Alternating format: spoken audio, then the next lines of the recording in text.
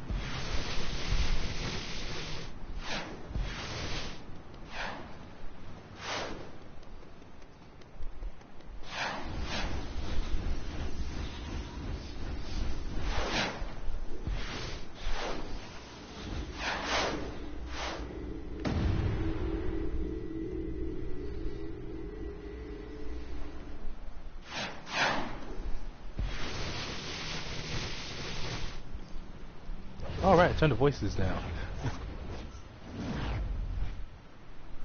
We're still inside dealing with our Kryptonian problem. Don't bother extricating him. If he can't survive this on his own, he's not worth saving. Luther out.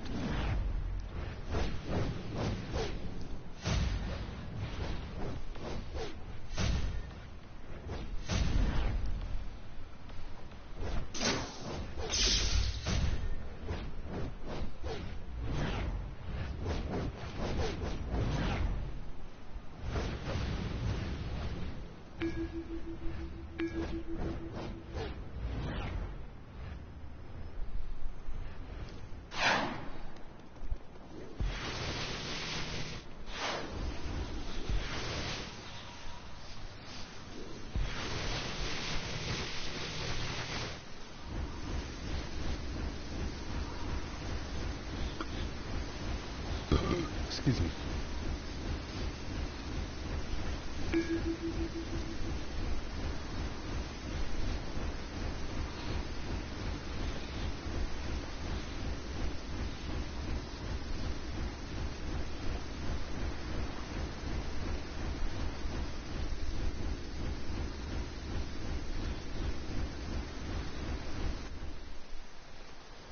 Darn it.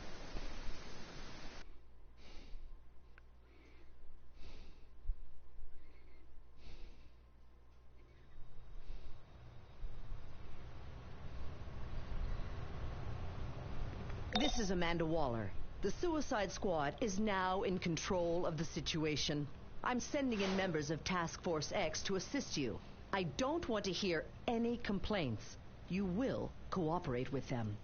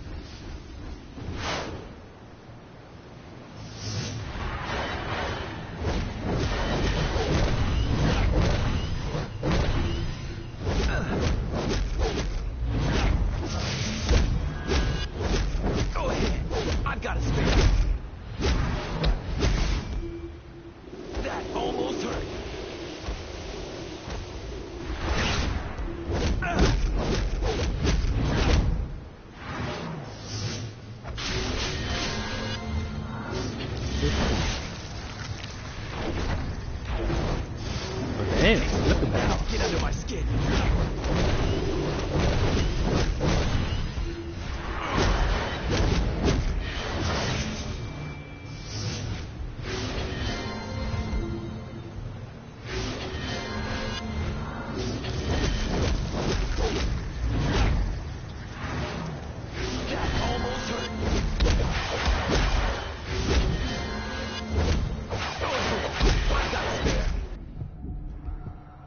Curses, failed again.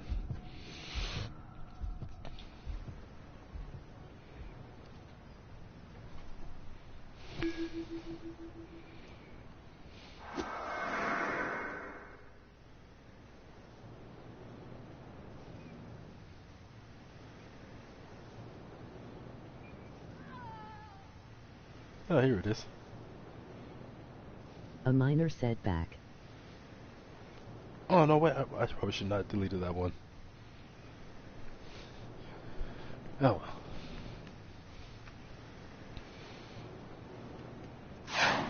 Yeah, as far as like Karana and her connection The to multiple time paradoxes have made this universe irresistible, an endless supply of energy for me to feast on. oh, shut up. Energy fire. Energy fire. Shit.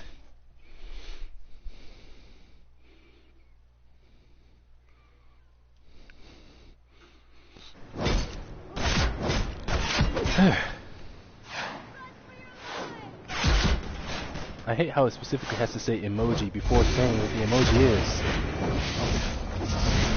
That's why usually I don't like people putting a whole bunch of emojis or any emoji on my India chat.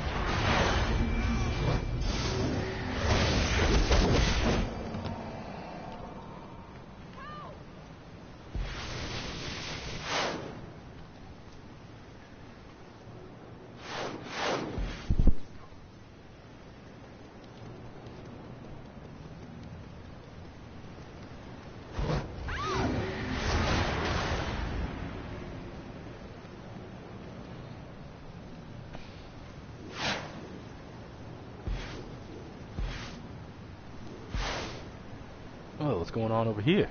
The time has come to strike directly at Steel and acquire a sample of his technology.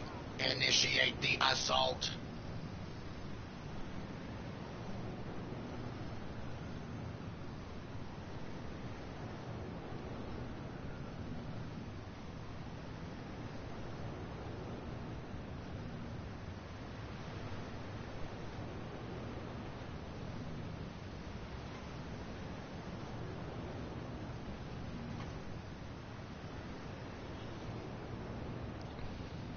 That lunatic is doing as much damage to our side as he is to theirs. But this is our chance to cripple the Justice League and my chance to advance the society.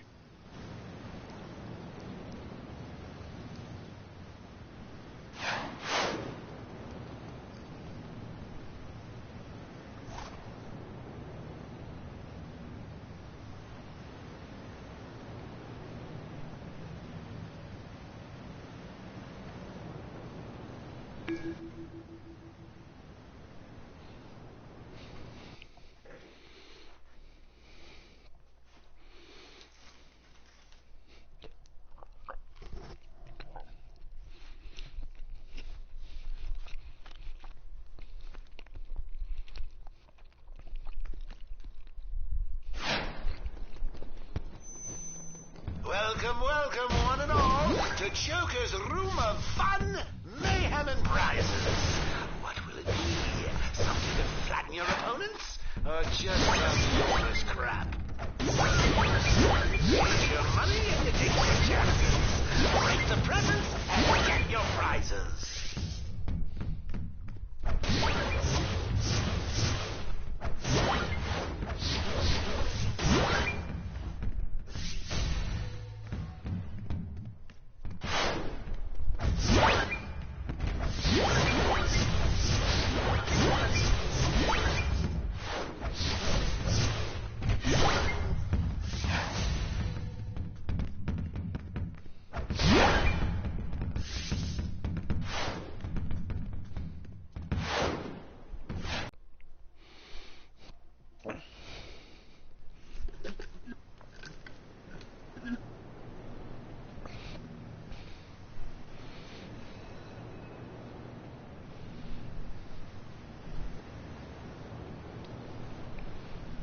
Not seeing all the chat comments. There we go. A bit annoying how it does that, how it immediately goes into the top chat as opposed to a live one.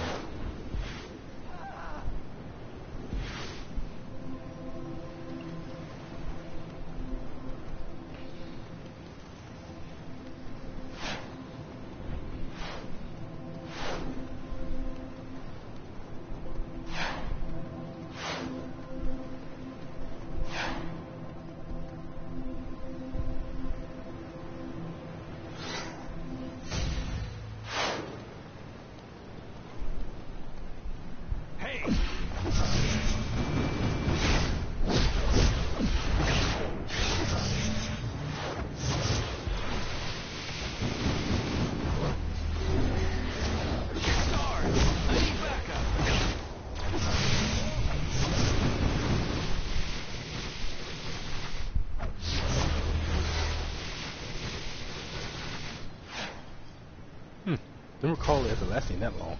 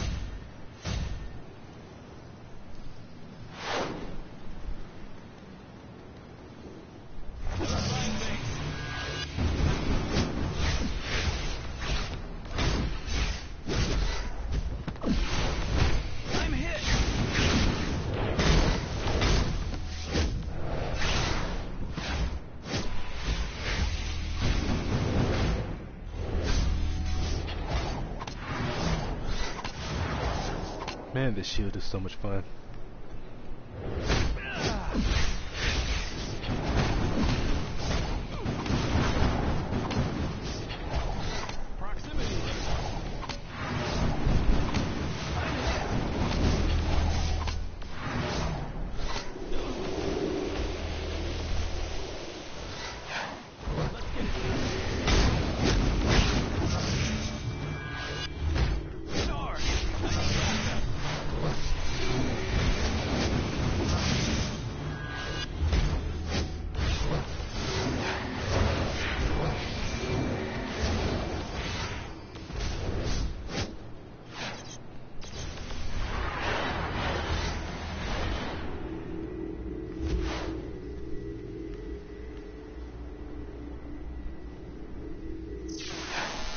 Attention all units.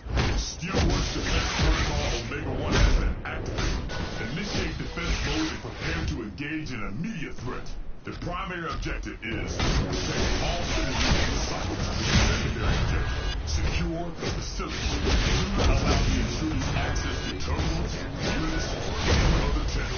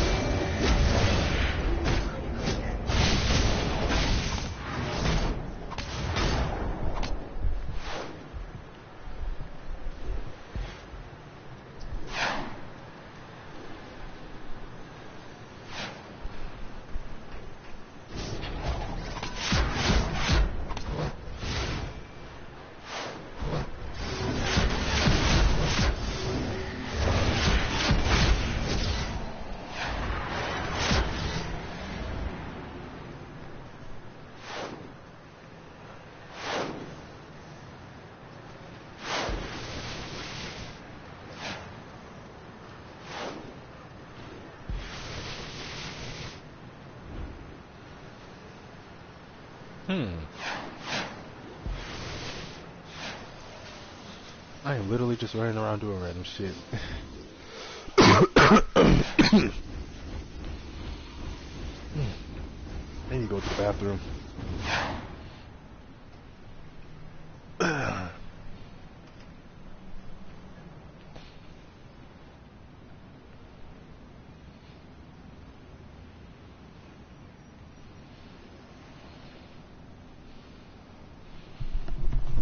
Intermission. Bathroom break.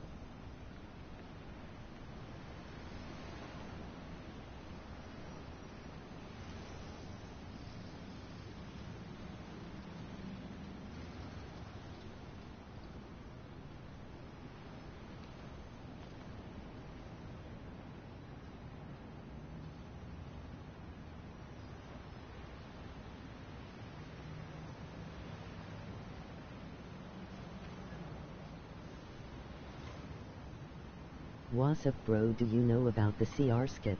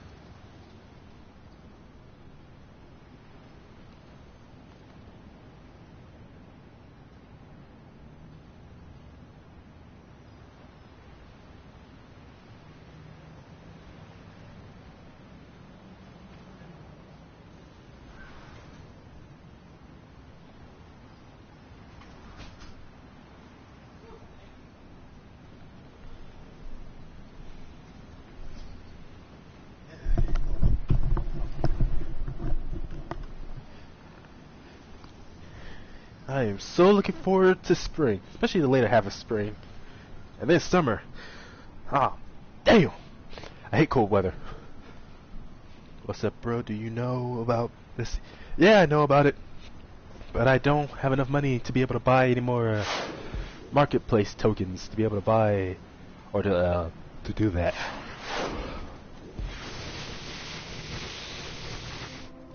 Hell, I don't even have enough to buy any more replay tokens. It's free.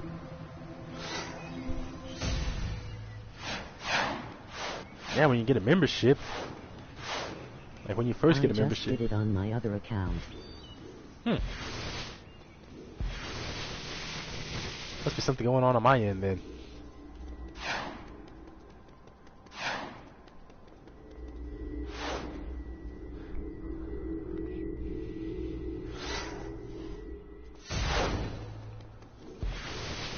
Maybe. Strikers Island Matchbook.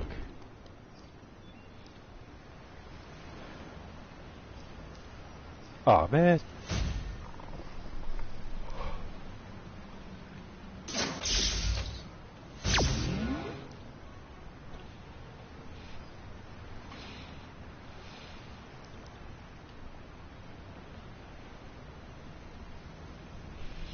You should try it. Maybe it'll work now, but you only get 70 skill points. Maybe later.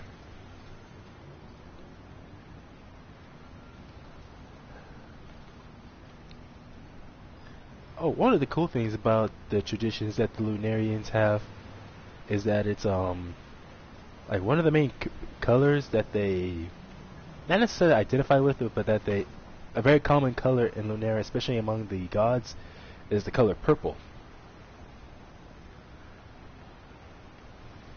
It's like, let's see, purple is like the color of royalty and oh shit, like the color of royalty and divinity. Whereas red is not revered nearly as much, but still a pretty good color.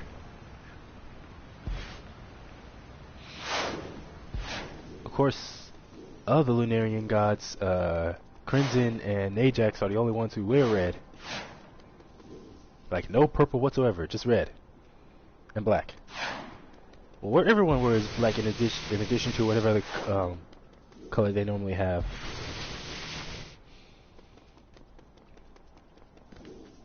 What the hell? Oh, shit.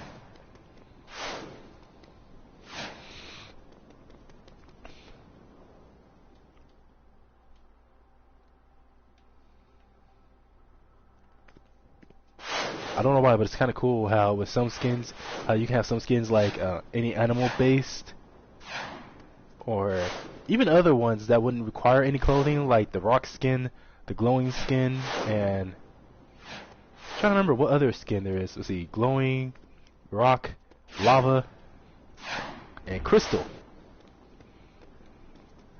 In addition to the animal skins, like I said. So it's like anyone trying to make their character based off of cheetah, they could definitely go for that. I guess when I made Karana, I guess I was kind of thinking of cheetah a bit, because I wanted to make my character a feline. But get out of here! They will not raise those rates. Hey, stop being such a bitch. You're gonna let me help you one way or another. I'm a fan of the rock skins. Yeah, the rock skins are pretty cool. Remember, I gave her a rock skin. Cause let's see. The way I have the gods also, as I have them divided up into different sets. You have 3 destroyer gods and 3 purveyor gods. Honestly, I don't want to use the term creator gods or creating gods or anything like that. Just doesn't sound as cool. Of course, I looked up purveyor, and if I remember, purveyor doesn't necessarily mean to protect or create or anything. But, well, let me look it up.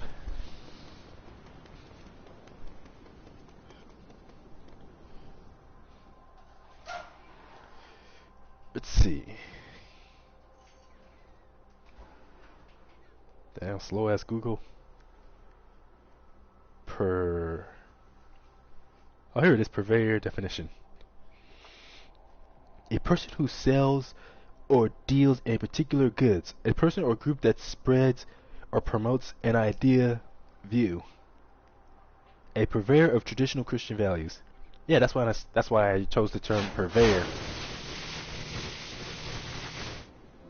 So the purveyor gods are the ones who usually control light energy and light matter, whereas the destroyer gods are the ones who usually manipulate dark matter. Well, not usually, that's exactly how it is. Hey, I'm gonna go to one of the superhero headquarters and mess with them. But anyways, so the 3 destroyer gods are Ajax the Destroyer, or Ajax the god of destruction, Crimson the god of war, and Charis, the god of death. But currently, there's only 2, and that's I have yet to think of a name for them. Oh yeah, Claris, who's the god of creation. And then I'm trying to think, cause like actually one thing I noticed is how usually when it comes to gods of love, it's usually a goddess, like a female deity. So I figured, instead of just doing that, I made the god of love a male deity. Nothing really significant, just something I thought would be a bit more unique. So anyways, there's the god of love, and I still have yet to think of a name for him. Because every Lunarian god, except for Najax, their name starts with a K sound, either spelled with a C or a K.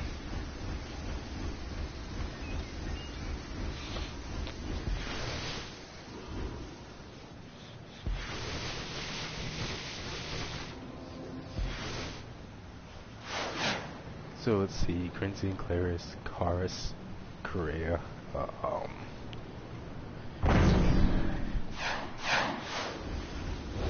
Multiple time paradoxes have made this universe irresistible. An endless supply of energy for me to feast on.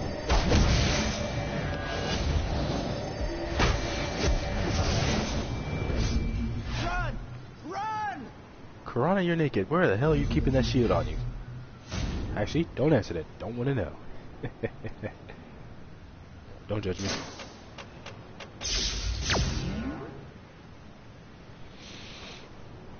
Let's see, I only have one replay badge, unfortunately.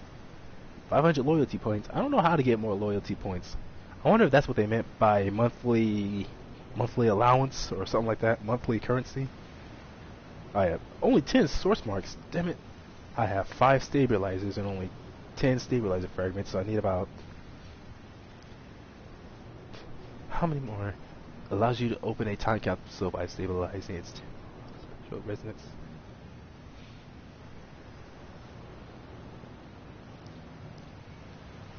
A piece of stabilizer awarded from special events.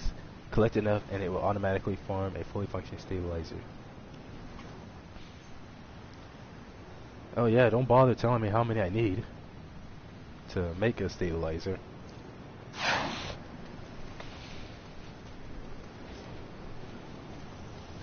I'm thinking maybe for the God of Love, I'm thinking like maybe his name could be something like, I was thinking either something like Kars, or Curse, or Kareem?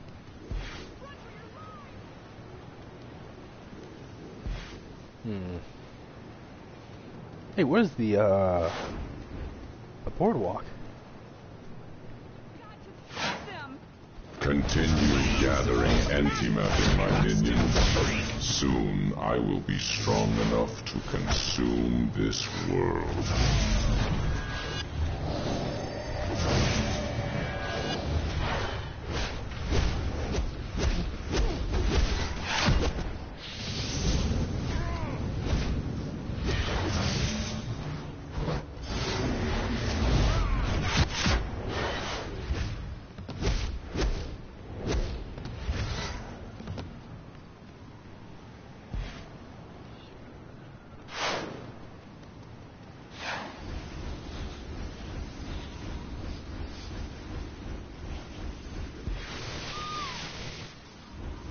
Alright, headquarters, so I keep forgetting.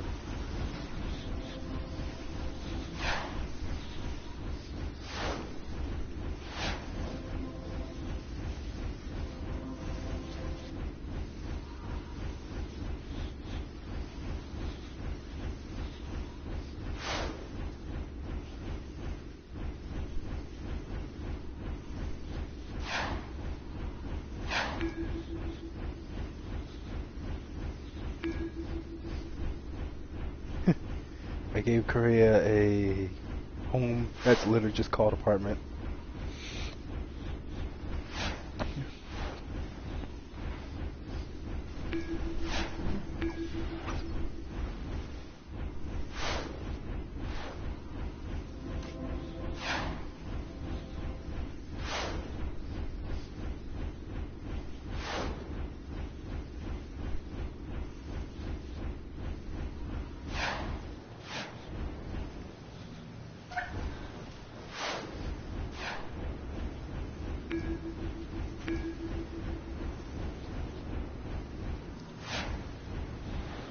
I wonder how long that's going to take.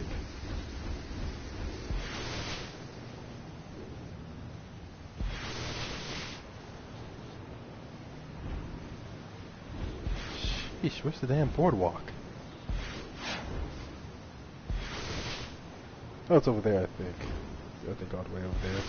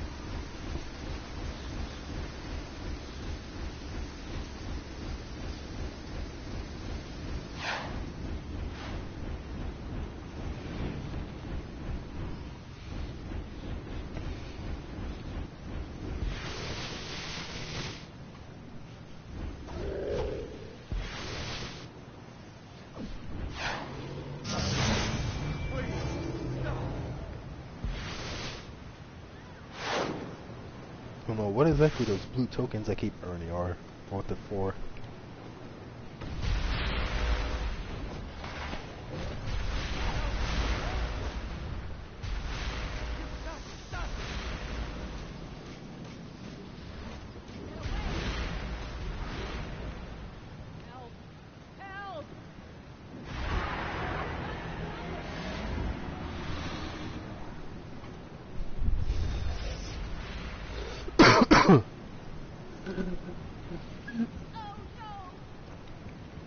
Man, look at this fake ass wannabe Dante over here.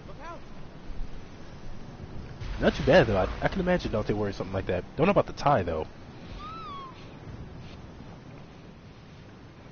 What is that? A Red Lantern ring?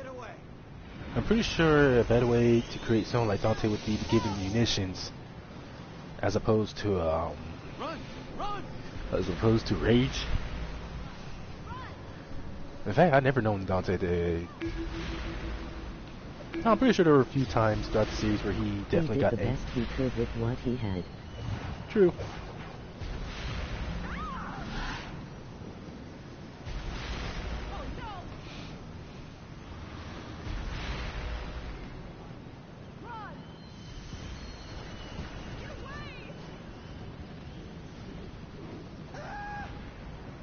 Sheesh, take your time, why don't you?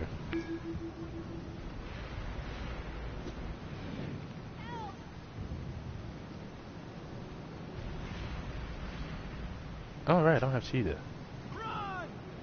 Don't want no wimpy ass Blue Lantern.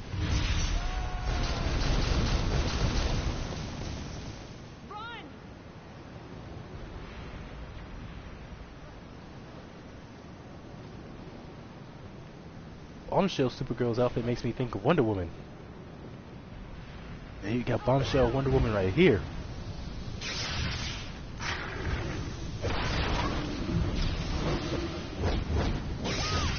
Bombshell Catwoman.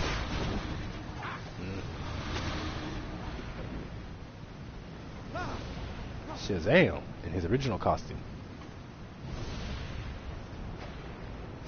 And naturally, Batman of all people would have the most variations. Back when Batman used to wear blue instead of black. Kyle Rayner as a Blue Lantern, while also holding the Green Lantern. Guy Gardner. Atrocitus. Yeah, his costume's way better, or his overall design is way better in Injustice 2.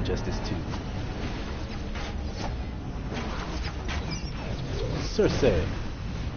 Hey, speaking of which, maybe I should play Injustice after this. Power Girl. I don't know why, but yeah, it's not a deal. But well, I was gonna say that I remember when it came to Power Girl, like before I found out she was a alternate version of Supergirl. It's like somehow just looking at her, I just kept thinking that her powers were simply like just flight. And like that was literally just it.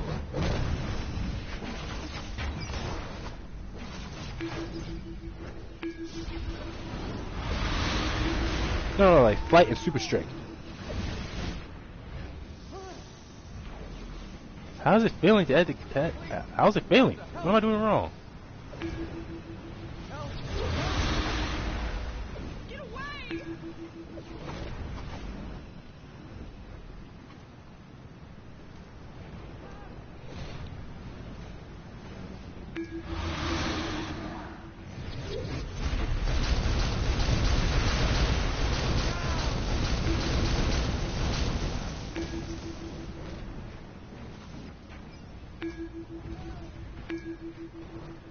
How's it feeling? Some bullshit.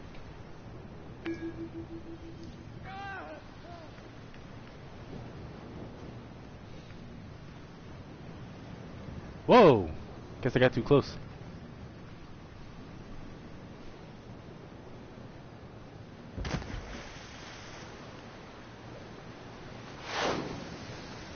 keep me down.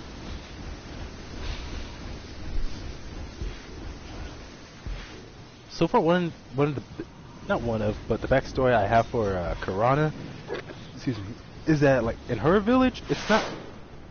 Say magic is not necessarily like a taboo or looked down upon. It's just that a lot of people just usually don't practice it. They're used to doing everything the natural way.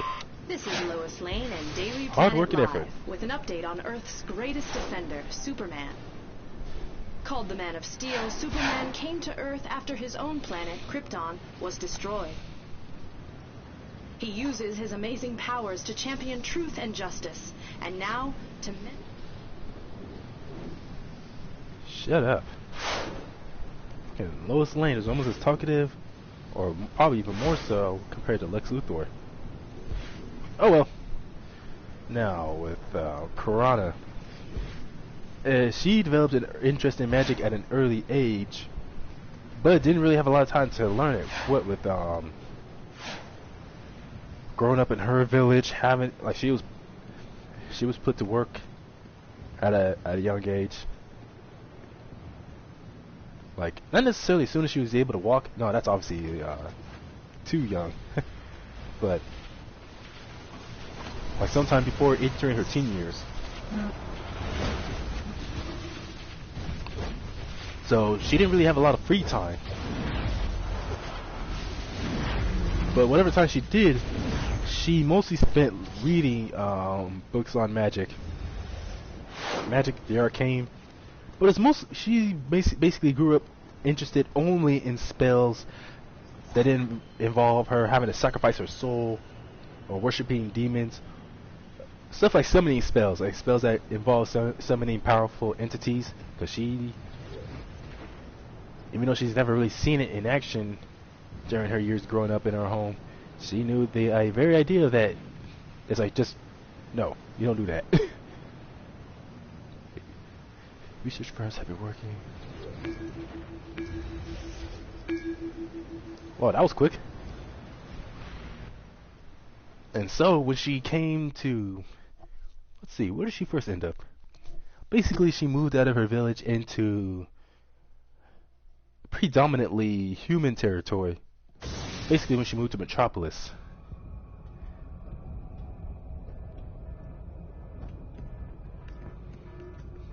So anyways, when she moved to Metropolis, she decided, alright, I had the voice turned down. She decided to instead of getting like a typical job, she figured, I'm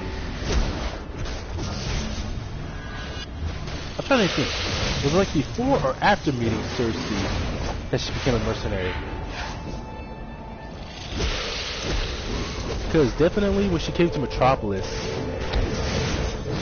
she tried to find some way to seek out Cersei, because she knows Cersei is a mistress of magic and is probably like the only one who would teach her without hindering her, like saying, let's see, I know Wonder Woman is very familiar with magic, but I don't think anything she does is really, like, any of her abilities are magic based.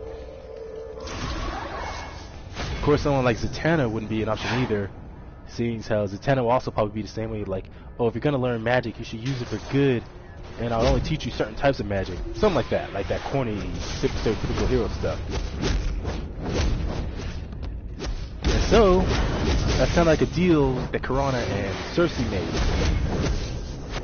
That Cersei would teach Karana any type of magic and acquire any kind of power she desires. But at the same time, Karana would work as Cersei's loyal servant.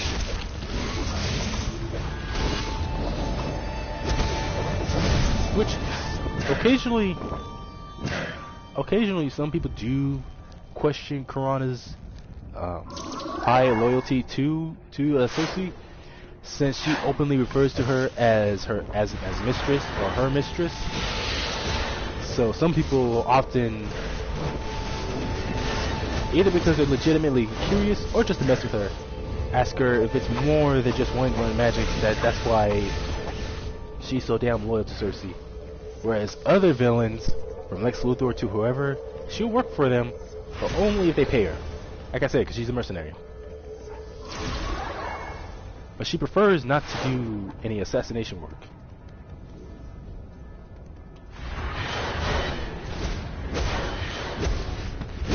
Of course, she is willing to work with heroes too, if the current crisis requires it, or if they're willing to pay her.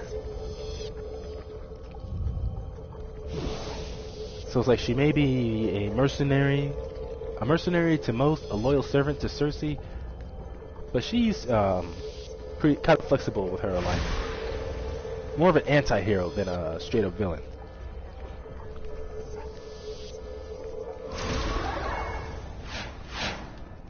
Kind of like, what's that saying? Jackass with a heart of gold? That kind of thing. She's getting all these angelic material.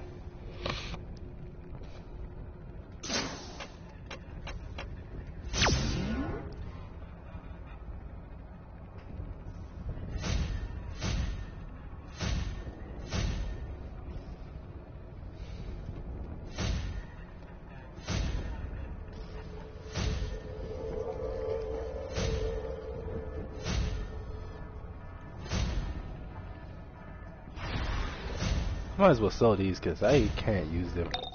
Game won't let me.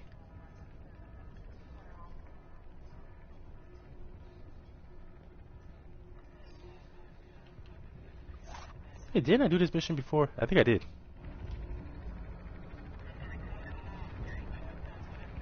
Superman. Well, it's a good thing Karana has martial arts and magic. I'm giving you fair warning. Now.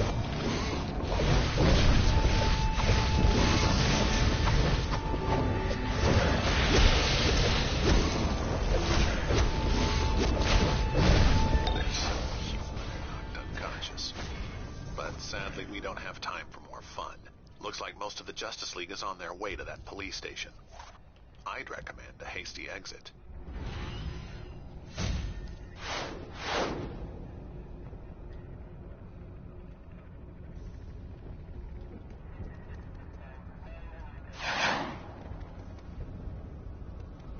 Yeah, let's get the frick out of here. I wonder though, although I highly doubt it would happen if I just realized this guy's name is Pork Imper. That's cold. And he has a pig mask on. Somehow I find that a little not disturbing, but kind of dark. Oh well, no skin off my bones.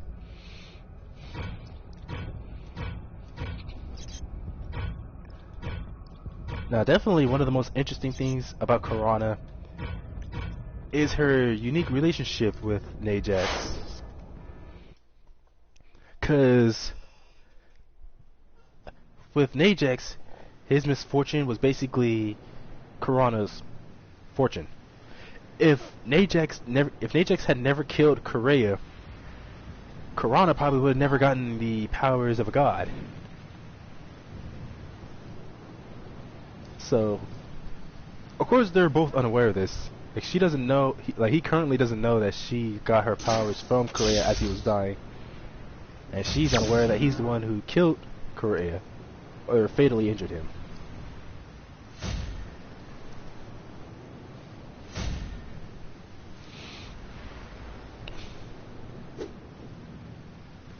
Run! Get away.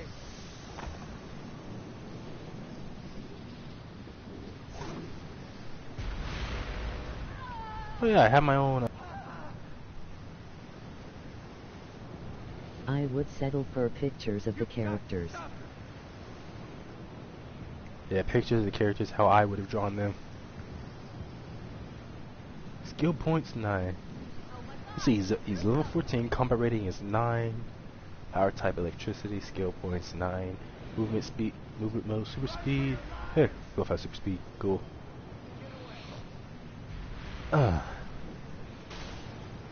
Lifetime prestige contributed. Prestige current cycle 0. I hope he starts contributing soon. I should make sure that let's see, that most of the people that I add, or that everyone I add on for any of my leagues is at least a is at least high enough of a level to be able to contribute.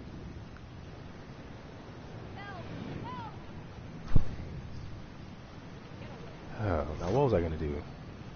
All right, on duty, arena. Now, majority of these arena events I usually tend to lose, but you know what? I don't care. How's it feeling? What am I doing wrong?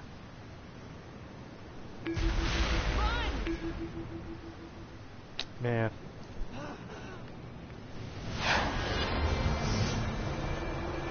Probably gonna get myself killed a lot doing this, but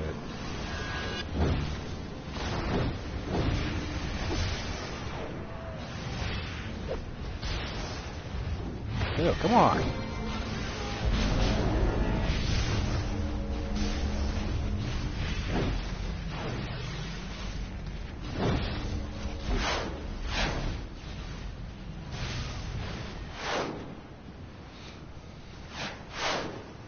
The Anti-Destroyer Doomsday DC.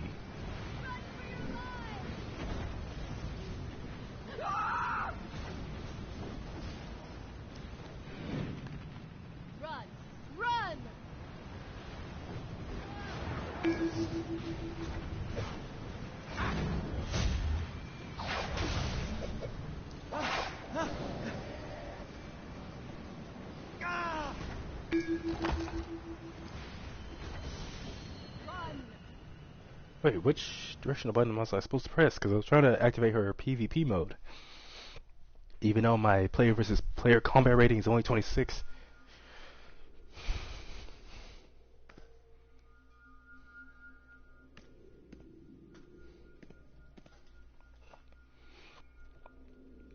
Time Gapper.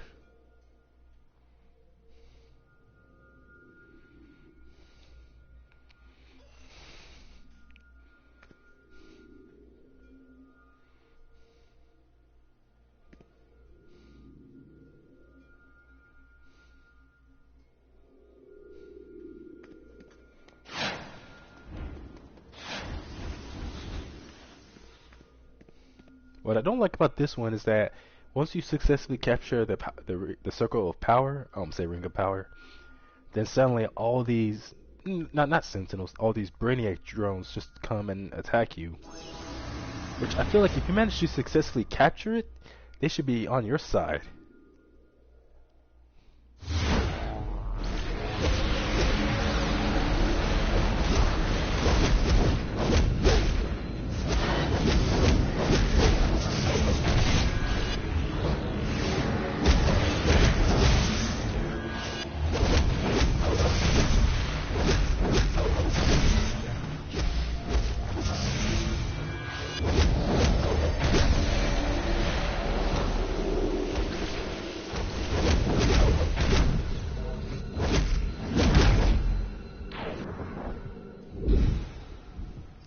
Heck?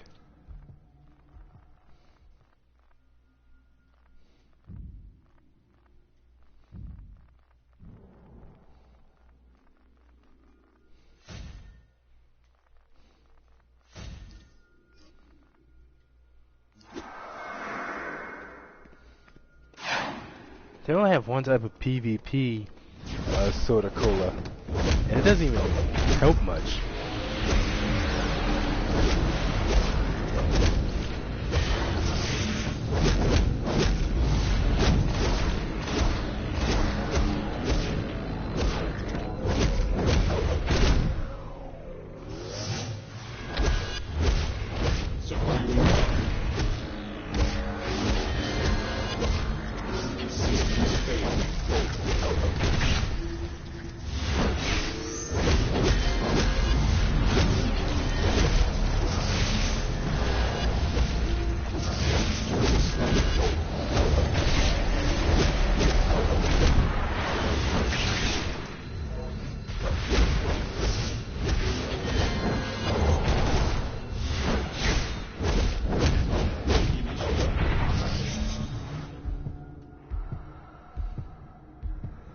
impractical. Well, at least I was able to get one on that spot now. Engaging enemy.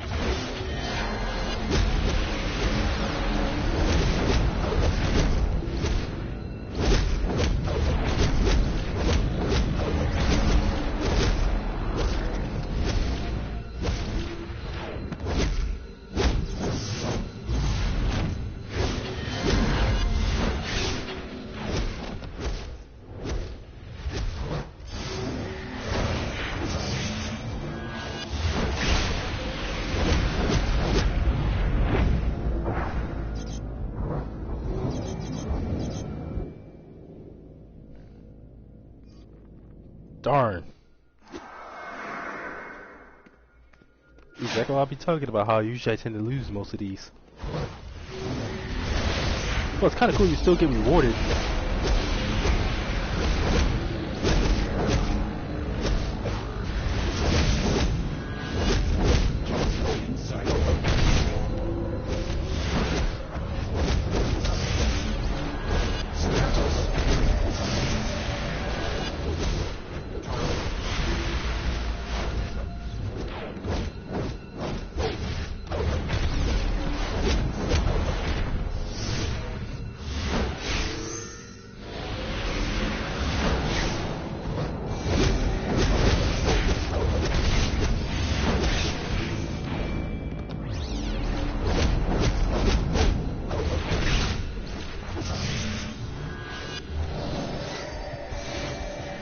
Victory!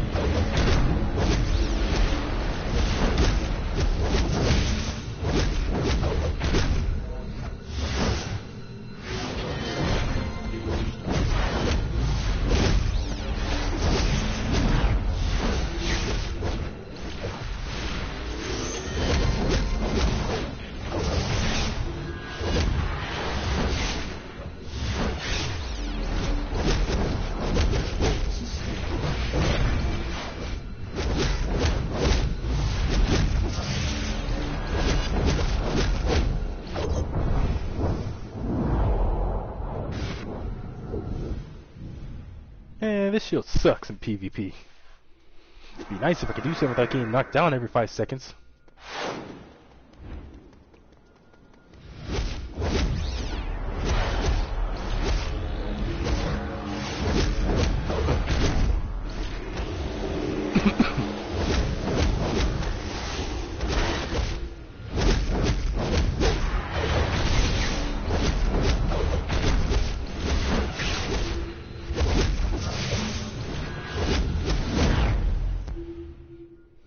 I think we've knocked each other out an equal number of times, if I'm correct. I could be wrong.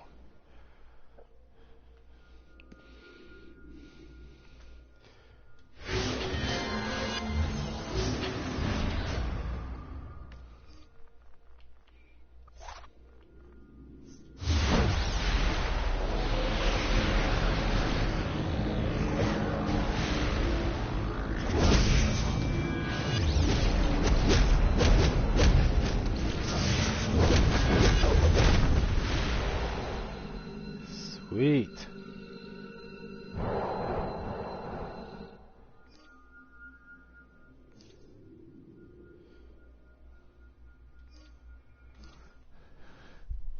A rare victory for me.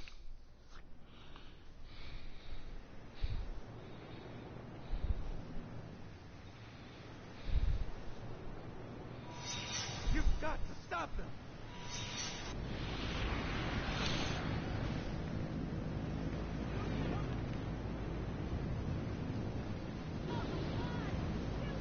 Okay, for a moment I thought this one was like full on naked or something.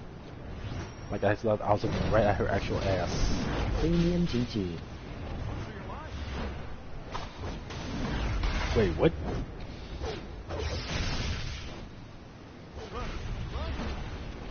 Premium.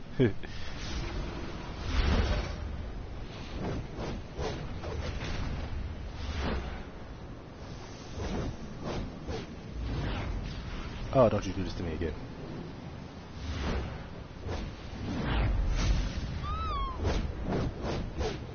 Oh man, too bad you can't talk to, you can't like send private messages to people of opposing factions. I would have told her her costume is awesome. Meteor girl, eh?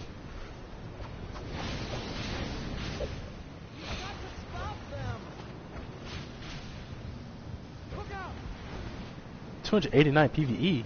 Damn.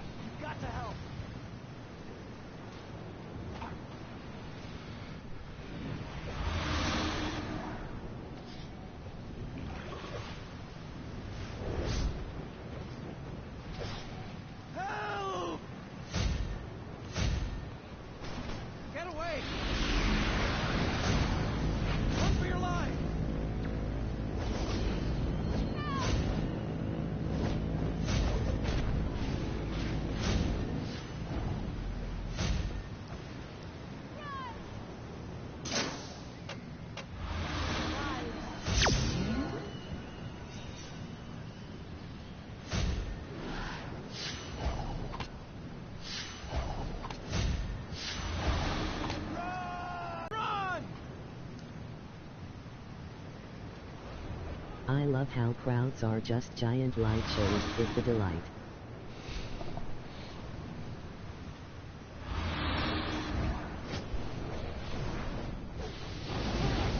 You're right. There ain't no action here. Kinda boring. As a matter of fact... So let's see, is it this? No. Here we go.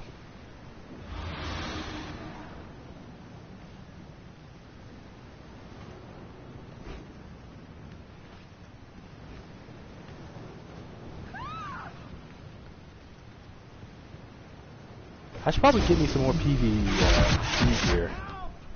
Oh, you would attack me. Yeah, I definitely need some better PvP gear.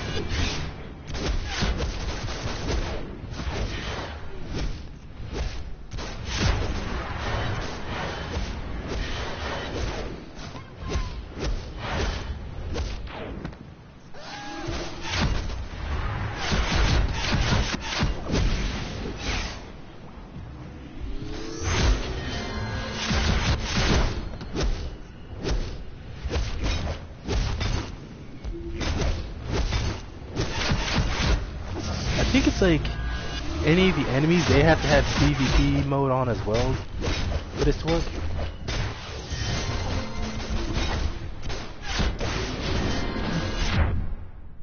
Damn! This is exactly what I'm talking about.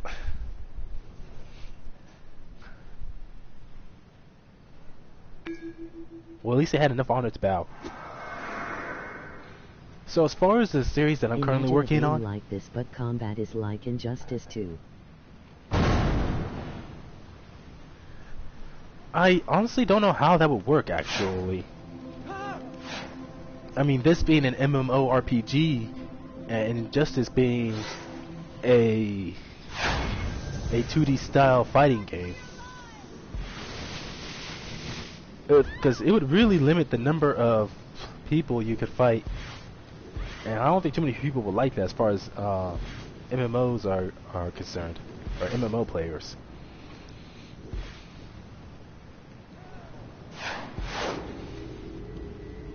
That's kind of almost like how people would often question how exactly Mortal Kombat versus Street Fighter could ever work, since traditionally Capcom said they don't like the idea of their characters getting ripped apart and everything, and usually not a lot of them are killed. I have an idea in mind on how to make it work. It's long and complex. I have an idea, Flip. Wait a minute. If you're at home, maybe you can, maybe you and I can get on chat so we can talk, and you can tell me. But yeah, definitely Karana would be a good. Karana and Ajax would definitely be good characters in Injustice. Well, you could take any character, put them in Injustice, and NRS would find a good way to implement them if they're willing to.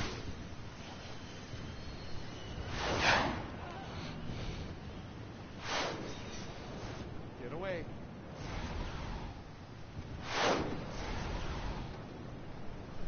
But yeah, with Karana, it's like with the current series I'm working on, Karana and... Not able to get on PS4, sorry. Oh, that's alright. Now let's see, in my original series where instead of Ajax, it's Jason, aka Chaos Man, and he's immortal fused to a god. Like when I was working on that series, it's like he's one of the best fighters in that universe, like not top 3 but definitely at least top 5. Like either number 5 or number 4 at best. But Karana, she's definitely top 3.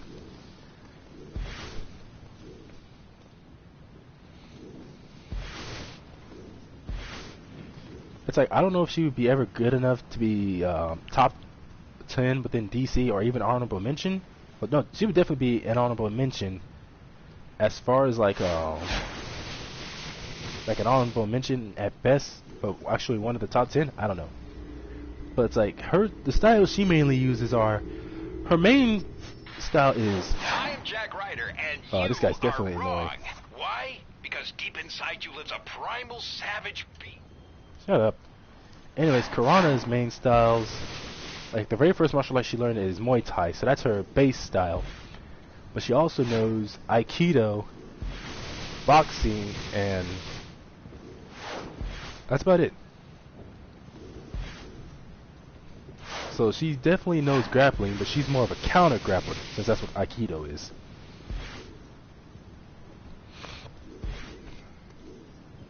But her Muay Thai, she's definitely one of the best Muay Thai fighters you can come across. Not to mention she's very well versed in the use of different types of weapons. Like almost as versatile in weapons as Crimson. Complete a headquarters assault. I freaking queued for one of those. I don't know why it's taking so long. I guess lair battles are just not something people do very often. But for some reason when I queue for it, it's like it just keeps saying that it's failed to do so. Oh, now it doesn't fail.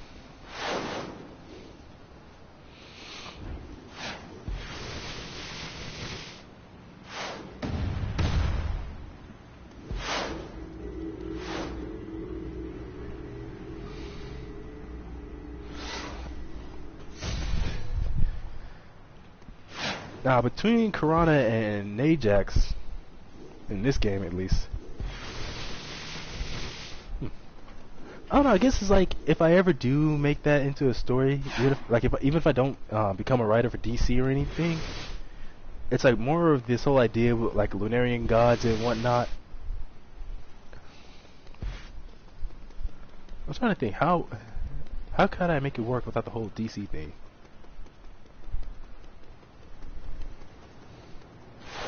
Because I still want to keep the idea of Karana gaining her powers from a god. Because it's like the whole characters like my main character being part of a pantheon. Like in the original story or the original universe, that's not the case. Like I said, he's still a mortal bonded to a deity. And at least 2 of his cousins are, because finally he defeated at least those 2 other deities. No, at least one of... How does it work? In the original story, the way his cousin, whose real name is Louis Algome, gets his powers is that one of the deities, Chaos's sister, not sister, Chaos's brother, he offers him power, but he'll mainly use that power basically to keep an eye on... Oh, kind of cool seeing our names like that. Let's do this!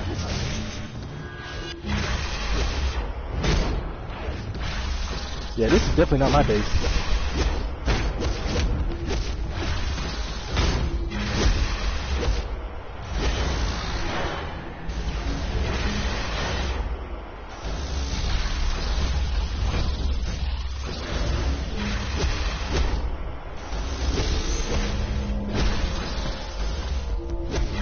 don't think I'm gonna win this.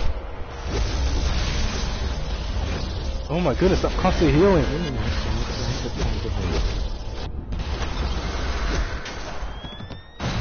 Are you kidding me? Okay, that's doing too much. Come on now.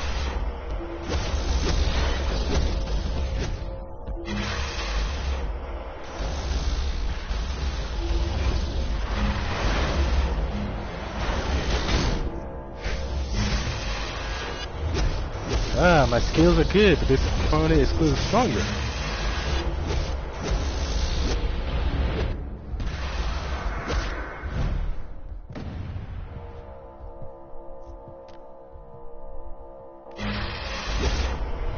Man, this is awesome. I'm gonna do more layer battles.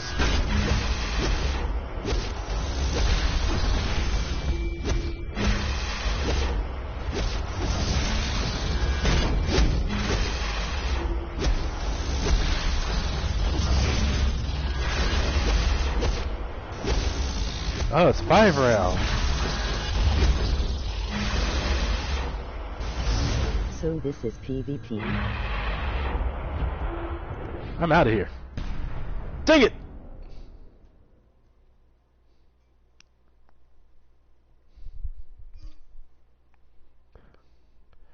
Oh, it's not 5 rounds in a row. It's best to 5.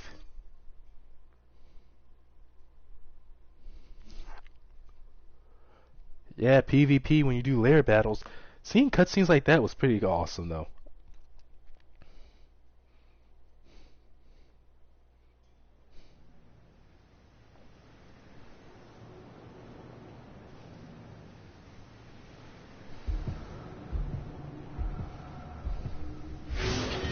That was kinda cool. I know, right? Of course, seeing my character get knocked around like that. Like, as far as martial arts go, like I said, she's very, very good. Like in my own original series, in the original universe. So I think I'll put it like this. The whole thing, because it's like in the original universe, Najax is a psychopath whose powers come from a cosmic entity, like Chaos in the No, let me go over the original universe first. So the main character in the original story, in the original universe, the main story I'm still developing, his powers come from being bonded to an entity, being bonded to a god, an eldritch, what's it called? Eldritch abomination, Lovecraftian deity. You know, the kinds where you can't look at them no matter what without risking losing your freaking mind. So he's bonded to a deity like that, who was forced into the mortal plane due to her previous actions. Whereas Najax is the name of a villain who's from Universe 2, or the second universe to be created. And like I said, he's a psychopathic villain, but unlike Najax, who's bonded to a god whose powers and even her life force is restricted, well, with Chaos, with Najax, his powers are unrestricted. It's literally based on how much power that same entity is willing to give him. Oh, excuse me. Damn, that stuff was good.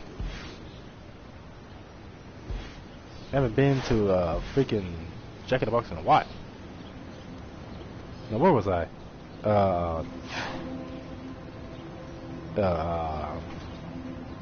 What was I talking about? Oh, right, my original story. So, unlike Chaos, who's bonded to a Lovecraftian type god, there is no Jack in the Box in Canada. What, for real? I really hope you're kidding me. Nah, I don't see why you would, but damn. If that's the case, that really sucks. Now I don't know if I want to move to Canada in the future, because that's actually one of my plans. After I complete the seas, once I complete the conservation corps, it does in fact suck. I'm gonna start. Yeah, that's one of my plans for the future. Start saving up my money and move to Canada, and then once I do that, start saving up my money again and take a trip to Asia. Charles Jr. though. Oh, that's pretty cool. So yeah, those are my two long-term goals. One, moving to Canada. The other one, take a trip around Asia.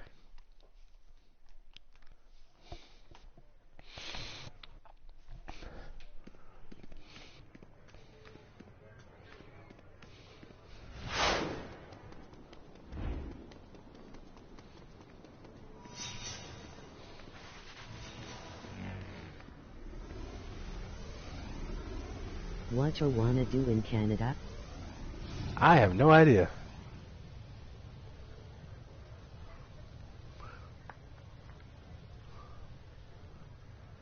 I'm gonna go out somewhere in public and shout out, "Yo, where the white women at?"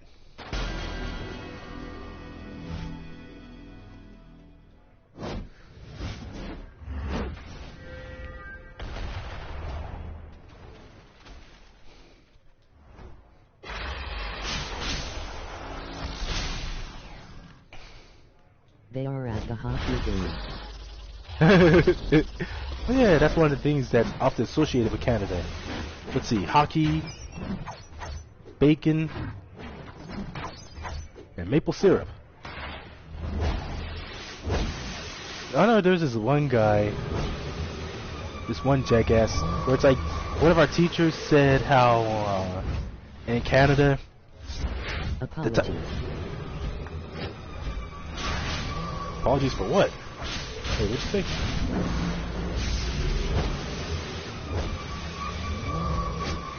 Oh, I get it.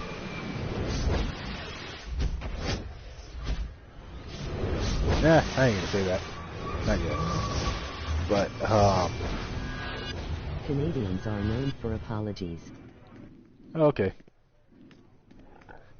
But anyway, so one of our teachers told us that in Canada, like the dude said that in Canada all they have is pork bacon, but she said that they're mainly known for having beef bacon, and yet he immediately wanted to argue with her, saying no they don't, it's all pork and some stuff like that. Excuse me. Of course he's always like that.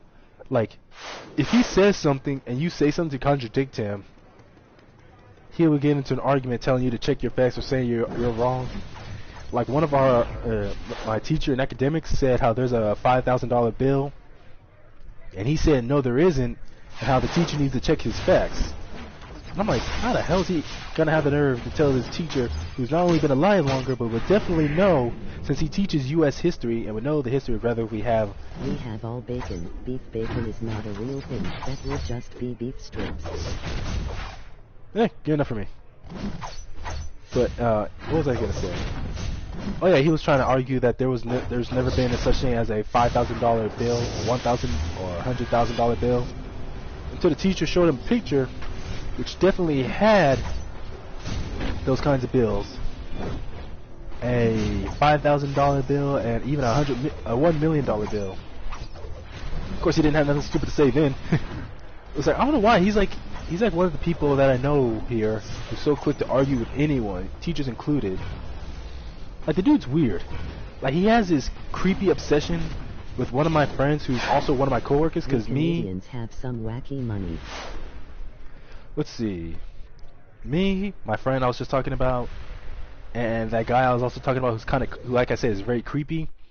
The three of us work together. We work in the kitchen. So the creepy dude, he won't admit it, but he has this obvious obsession with my friend.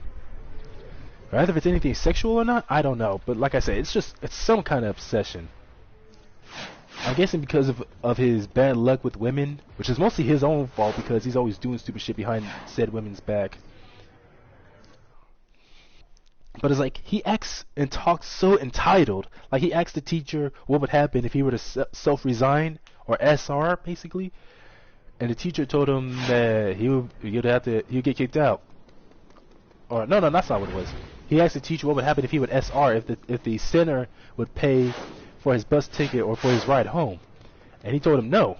And the dude was all like, "Are you kidding me? That's stupid. That's gay.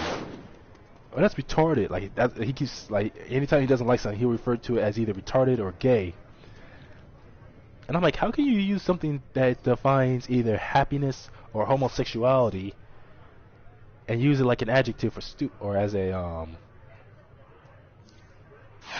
what's that word? That word that describes another word that has a similar a synonym.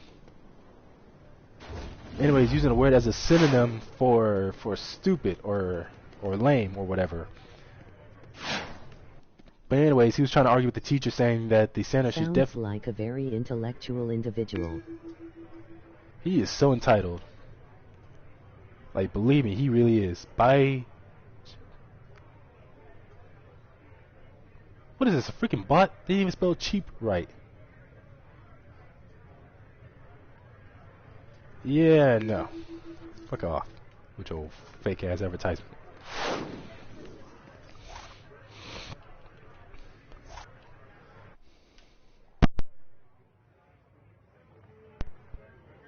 But now, what was I saying?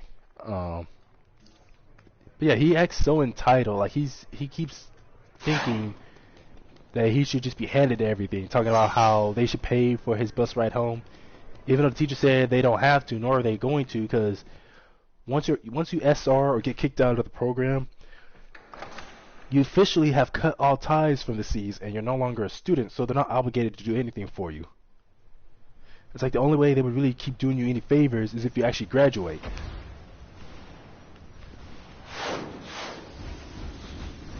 But he's under this impression that even if you're one of those bad students and you do a whole bunch of stupid stuff and get kicked out, you should still be just handed over everything. And it's like, what bothers me so much is the way he acts, not just at work but around center, is so weird. Because it's like, he has a son. He even showed me a picture of his son. Like I said, he's had some bad luck with women, and so his son, it's like, so while he's here, his ex, well, not his wife, but what he calls his baby mama, it's like one of those kind of situations where the mother has custody and the father doesn't, but still has to pay money. Tell him he should ask if he can SR after the free bus ride. We'll bring you down.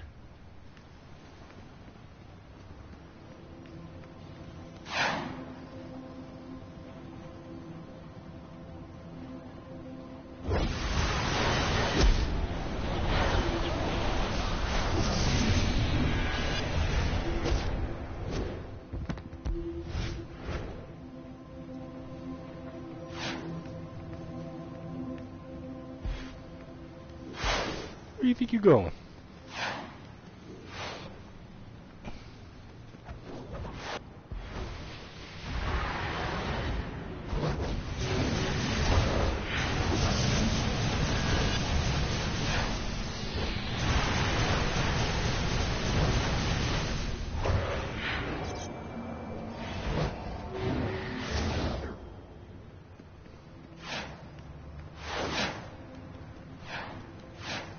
Yeah.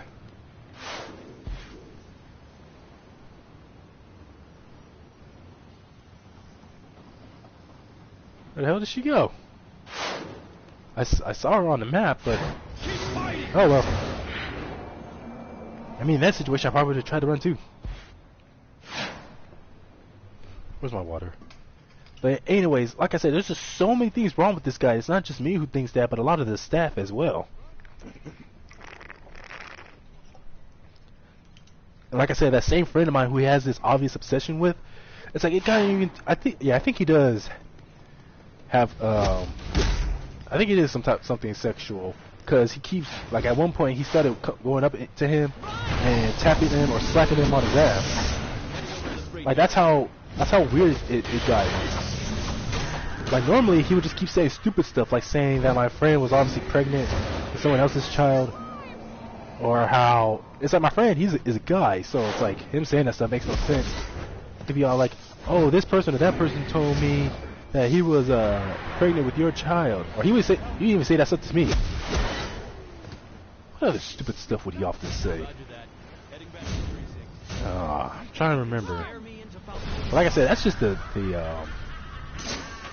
basics of it.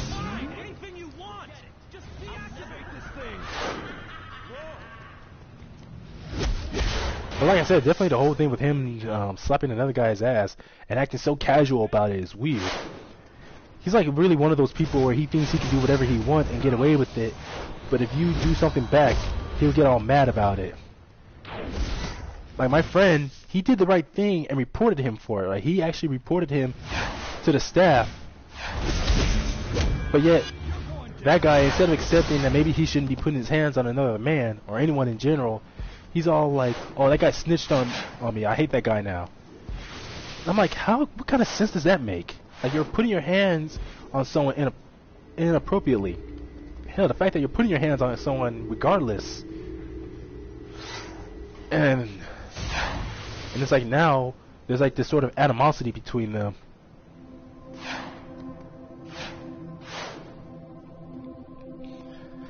And like I said, it just disturbs me. This guy has such an obsession, but he'll never admit to it. In fact, he will never admit to any wrongdoings.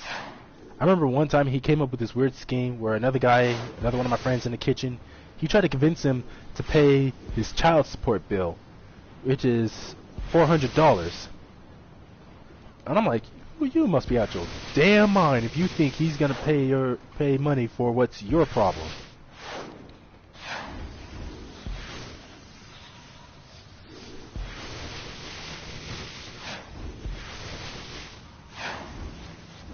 Is the dude a drug user? Yeah, a little bit. But I don't think it's drugs. I think he's just naturally just messed up in the head. Of course, mainly the only kind of drugs he consistently does is... Well, not even... I don't think he does drugs that often, but he does smoke a lot. Like, he smokes a lot and tends to drink energy drinks. And yet he wonders why he constantly ends up being short of breath and has such terrible cardio. Like one time my teacher, like he was telling my teacher how he has like terrible cardio and how he's constantly like short on breath. And it's like he told the teacher how he smokes pretty often. And so she asked me, she was all like, "Jason, how often do you smoke?" And I was like, "I never smoke." And she's like, "Do you have cardiovascular problems?" I'm like, "Nope." And she's all like, "See?" Like, trust me, Flip, if you were to meet this guy, you would see just how creepy he is. And what's weird about it is how when I first met him, because I was part the group I came in with, like an orientation group, but they call it the comic group. So anyways, the comic group I came with, the way he acted, the way he seemed like one of the more normal, or not normal, but one of the more mature ones in the group. But it's like ever since we started working in the kitchen, especially like after we moved out of the comic dorm and into our own actual cabins, it's like he just acted completely differently. Like he's just a totally different person. Excuse me. He's also extremely paranoid. Like, sure, I tend to be paranoid, but, excuse me, usually anything involving my safety, like, I try to be very careful when handling stuff like knives and any of the other materials in the kitchen, or just anywhere I go that could be considered dangerous. This guy, he's paranoid about people snitching on him or reporting him to someone for stuff that he shouldn't be doing in the first place. Like, I remember, actually, it was just earlier this week while we were at work. And I remember one of the guys in the kitchen was all like, "No phones in the kitchen, Jason." And I was all like, okay. Even though there was plenty of others who were on their phones. Of course, we were done with work by that point. But then that same dude, he kind of glared at me and gave me this huge stink eye. It was like, is it you who's going around snitching on me? And he was kind of like just glaring at me, even though I don't even know what for or what exactly he did regarding his phone that would have someone snitch on him or report him. I hate using that word snitch. It's so stupid. In fact, I remember the hostility between him and my friend. It came to its worst point when one of my other friends came into the kitchen with a woman following him, and it's like he basically started using the same joke or insult that I started using, because the guy's pretty short. He's actually the shortest guy in the kitchen right now, and one of the shortest on center. And so I make a lot of short jokes, but I also call him a leprechaun. And so that one of my other friends, like I said, the one who came into the kitchen with that woman, and it's like all she wanted to know was who was going to Walmart later that night. Like, that's all she wanted to know. It wasn't anything personal, like any personal issues that he had going on that she wanted to know about. She just wanted to know who was going with who to Walmart. And so that's one of my other friends was just all like, "Hey, Leprechaun, that girl wants to talk to you." But then he got super mad, not at the Leprechaun comment, but just because he saw that girl with him, and was constantly he was all like, "Dude, who did you tell, huh? Who did you tell? Or what did she tell you?" And he tried to explain to him that no one said anything to him about anything, just that she wanted to talk to him, because she wanted to know who was going with who in whose car to Walmart. Nothing more or less. But he thought someone was talking shit behind his back. And so the other friend of mine who he's always obsessed with, he confronted him about it and started making these false accusations. Even though my friend explained that he doesn't say anything to him that no one else already knows. And that literally the only other person who would probably go around saying this stuff is some other guy that they know. Get out of here. And it wasn't bad enough, but this is the other guy who I was with in the kitchen, who's also pretty damn entitled. Actually, I talked about him before in the issues I've had with him in the previous live stream. But anyways, so this other guy he doesn't act like obsessive towards him, but when it comes to this other guy, he's definitely a kiss ass. Like, he'll definitely do anything this guy tells him, or even do things that can be considered degrading to him, which like I said, is just all so creepy. So they both started getting on him until my friend got mad and started yelling. And so that dude had the nerve. It's like he was the one who instigated the whole thing by falsely accusing him of saying stuff behind his back. And he was all like, "Dude, I'll only talk to you once you calm down and start acting mature." And I'm like, wait, he's the one who falsely accused him of something he didn't do and was acting like a total idiot these past few days. Well, not these past few days, the whole past few months. Now he wants to have the nerve to tell him to calm down and be mature.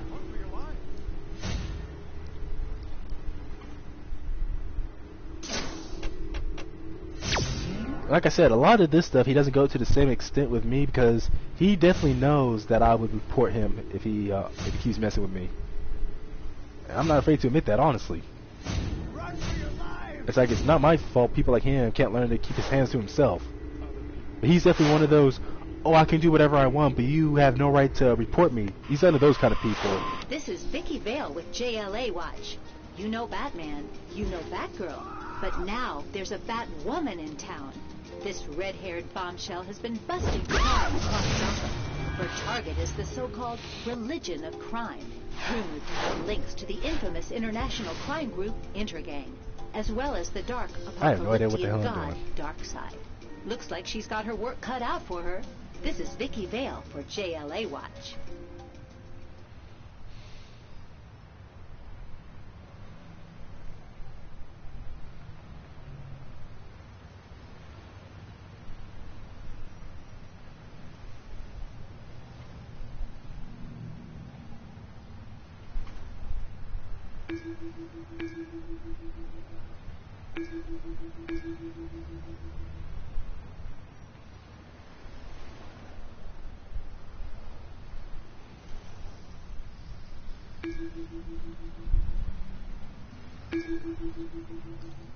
Yeah, I think I already did that mission. No, that's a 4-person mission. The last one I did was a 2-person mission.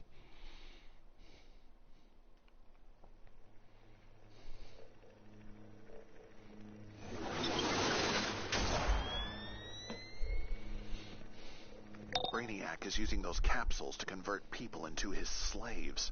This is what Lex has been after. Find the Brainiac conversion vessels and upload Lex's computer virus.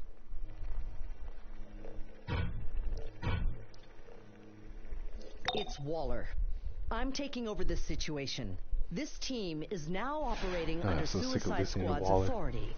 I've recruited some members of Task Force X to assist. Get the job done.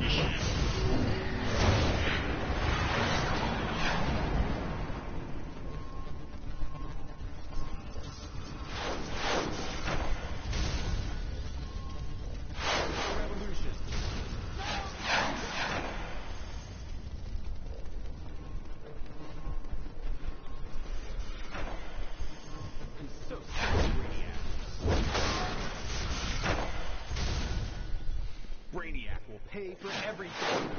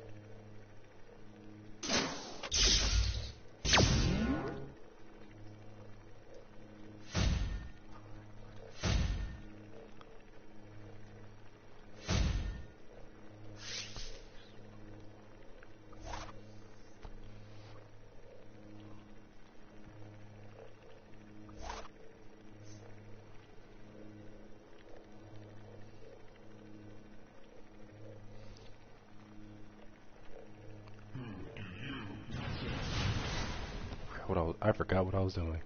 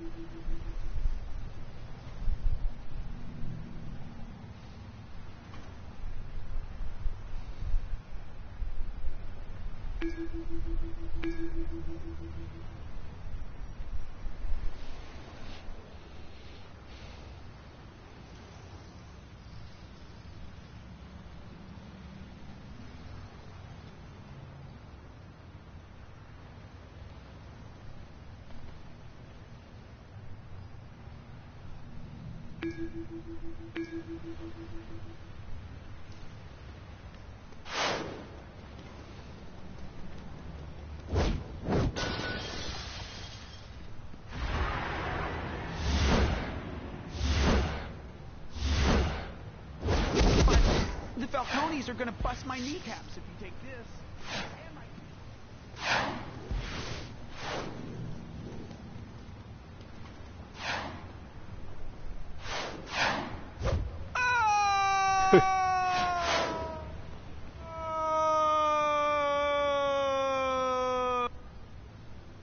Man, please.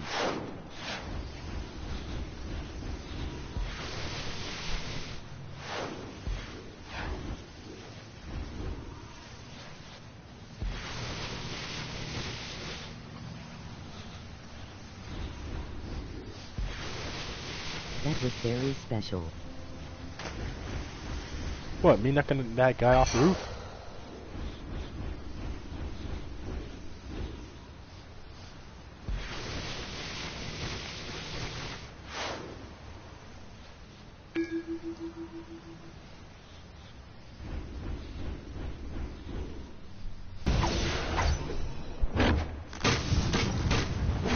This game was special.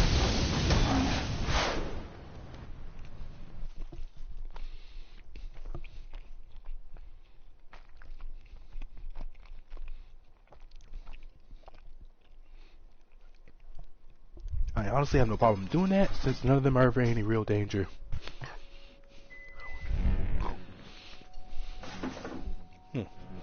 It's Waller. I'm taking over this situation. This team is now operating under Suicide Squad's authority. I've recruited some members of Task Force X to assist. Get the job done.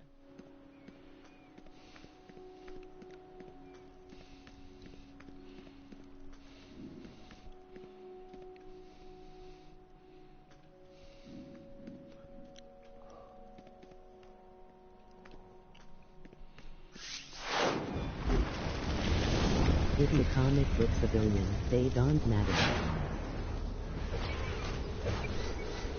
No, they don't. Except for when they do. So how often is that?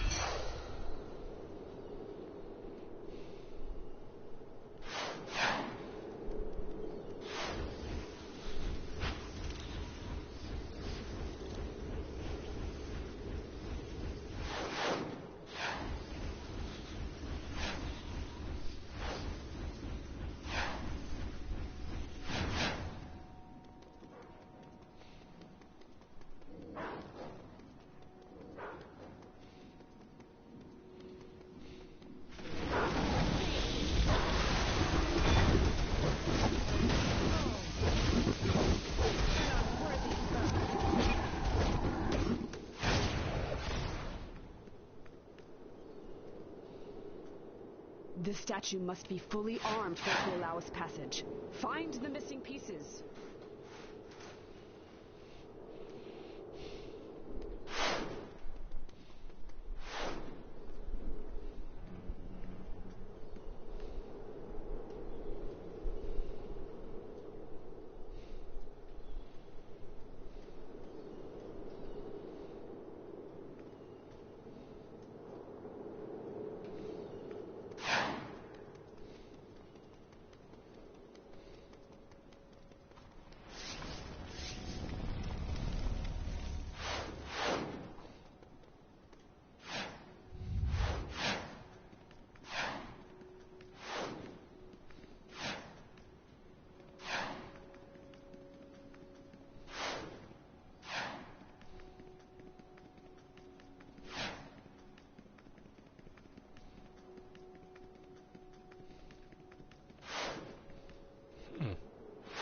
Probably be a bit easier if I could go that way. Oh well.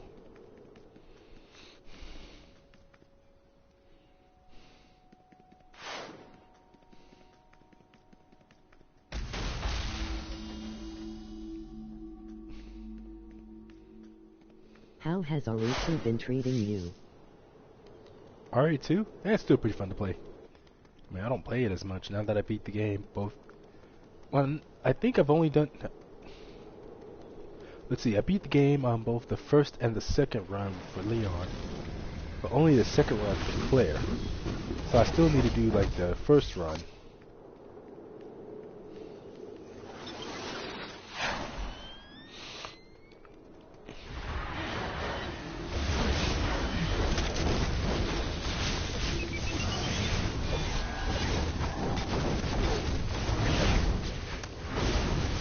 You gotta get them hardcore flash run. Yeah, that's wishful thinking.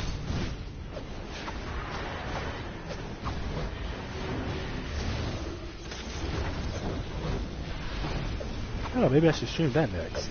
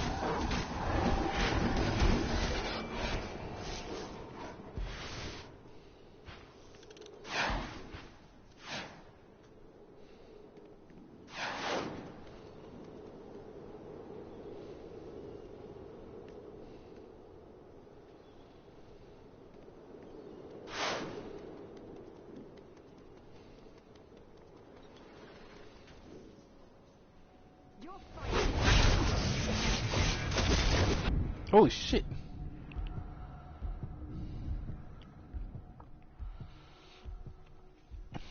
I'm hearing rumors that the RE remakes have been going so well the entire series may eventually get the treatment. I don't know. I don't think games like Resident Evil 4, 5, and 6 would need remakes. I think just the original games, let's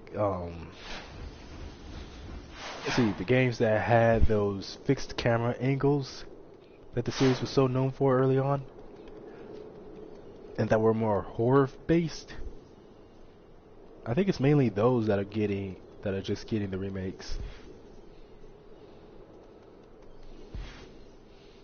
Of course, I wonder if they're ever going to do that for the original Resident Evil, because I know there's the other remake they did that originally came out on the I think they might be soft rebooting the series. That's an interesting thought. Now, one person on YouTube said how, or was someone on YouTube, or I heard someone say that they think what it is that they don't really have any idea what they want to do for the future of this series.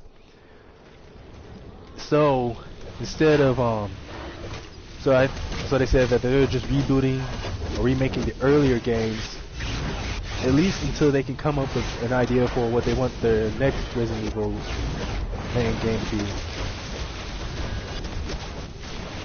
Like if there ever ends up being a Resident Evil 8 or something like that. Because definitely Resident Evil 7, like, just by looking at it, it's a fun horror game, but even though Resident Evil is a horror series, it doesn't, RE7 just doesn't really feel like a, The story got a little out of hand after 4, and I think they wanna fix that.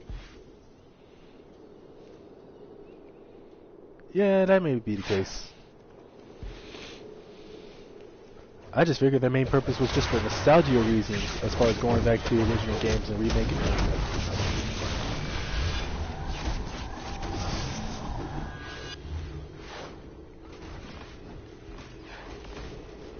But it's debatable as to what reason for the remakes are.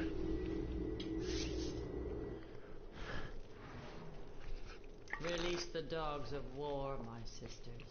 Won't be surprised if they change the end of 3 to not destroy Raccoon City at the end. They've grown feeble, and they have failed to defend our world from Brainiac. This weakness resulted in the desecration of our home and the loss of our sisters. It is time. They must answer for their failure.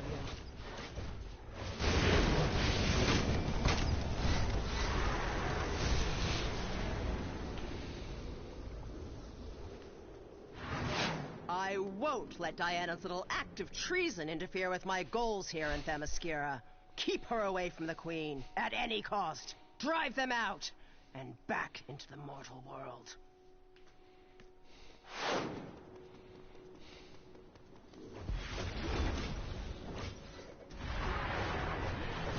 They have some Dead by Daylight or Throne coming out too.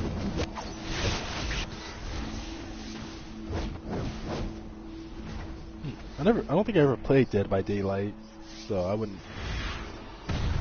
even know about that. Oh wait, no, I know what you're talking about. Well timed. Diana approaches the palace gate. Circe, get away from my mother. You still think I am Circe's puppet? That she Someone commands plays this as war? monsters and controls a boss, the others play Circe survivors. works for Trina me. escape. My own daughter has chosen the mortal world over her people. Get her out of my sight. With great pleasure. I'm trying to remember, I don't remember what the name of that game is.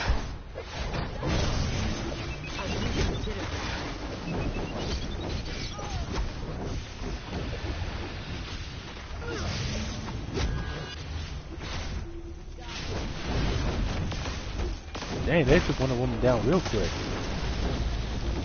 It looks interesting. It's waiting.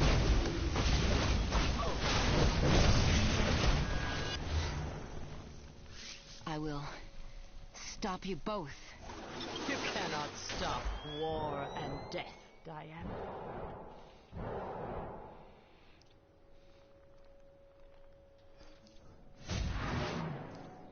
Never really did like the Themyscirans very much.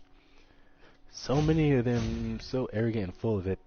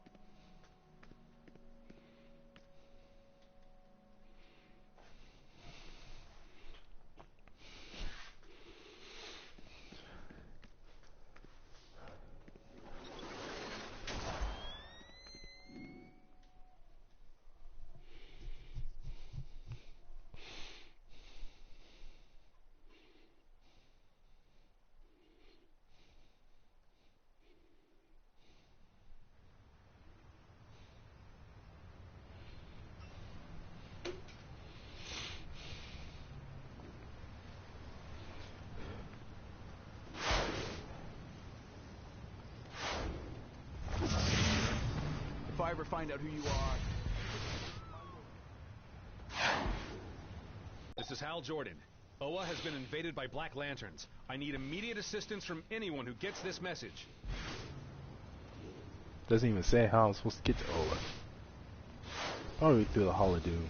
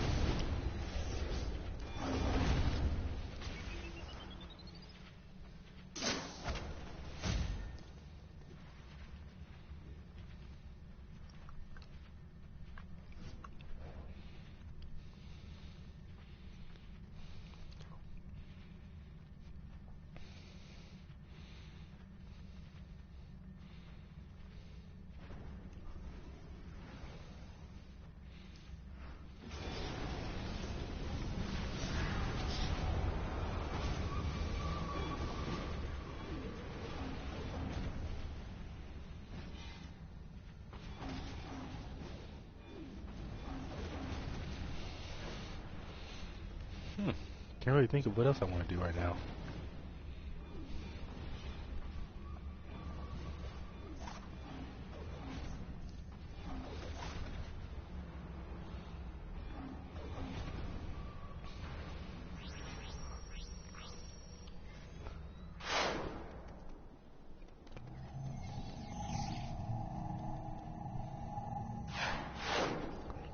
How am I supposed to get to Oa from here?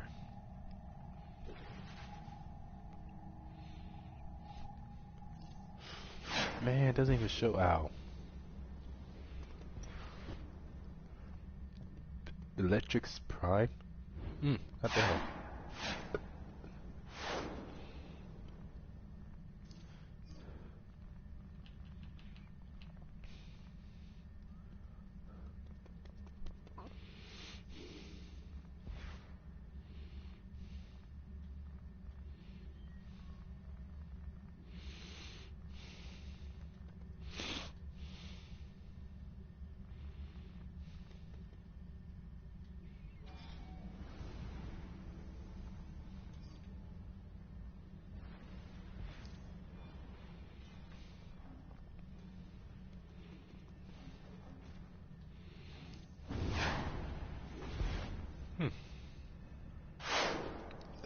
I'm gonna head over to the Amazonian War Zone. See what I can find around there. I like the big hair. Yeah, I think it's a very good look for her.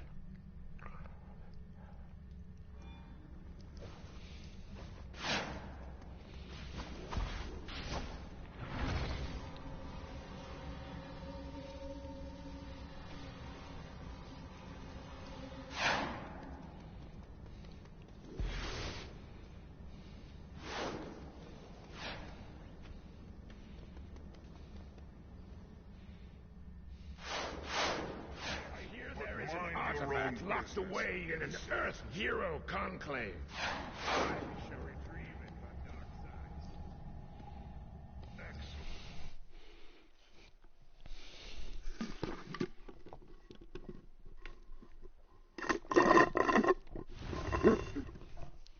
Good old-fashioned Sprite. Tell me, Flip, do they at least have Sprite in Canada?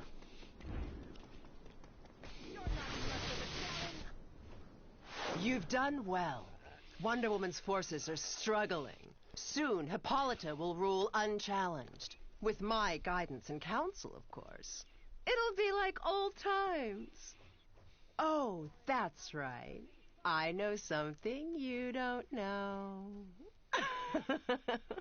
Sprite is the gourmet shit. We got all the sodas. Ah, cool. Karana. Ever so loyal to Cersei to the point where she doesn't care if Cersei knows what she doesn't.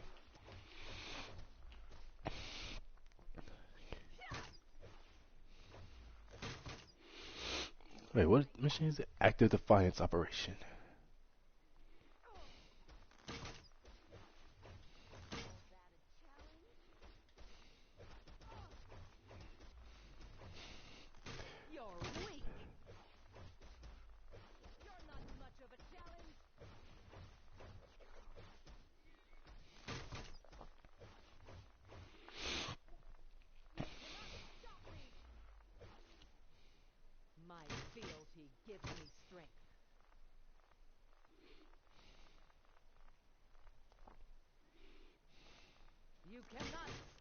Aw, man. Did you know Target tried to come to Canada and fail in 6 months? Target? Huh, I wonder why Canada wouldn't accept them. That's interesting to know. Feel the might of the Amazon.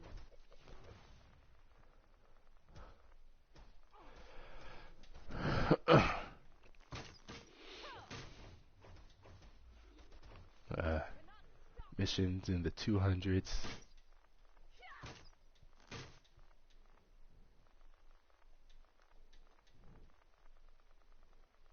You don't stand a chance.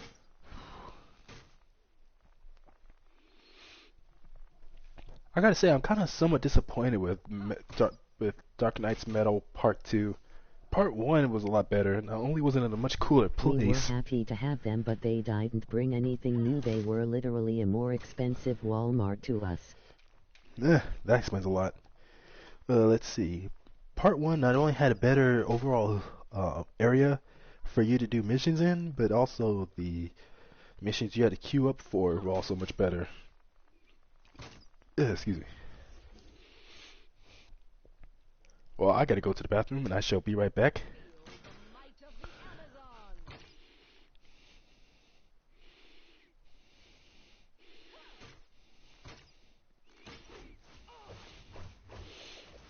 Hey, that's not it. There we go.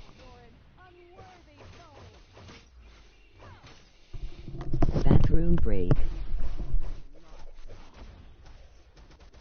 You're not much of a challenge.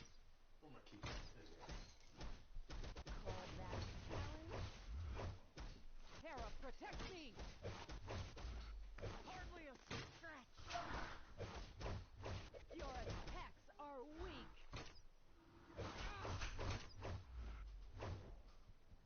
You cannot stand against me. My fealty gives me strength. For courage and loyalty.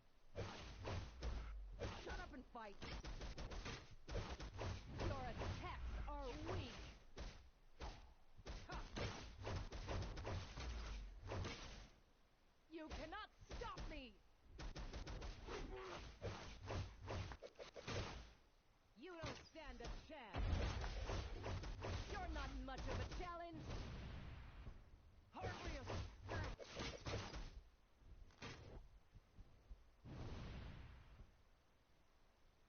I looked into the void. In its eye I saw chaos. I asked how it worked. It told me, shut up, Flip. Against Themyscira.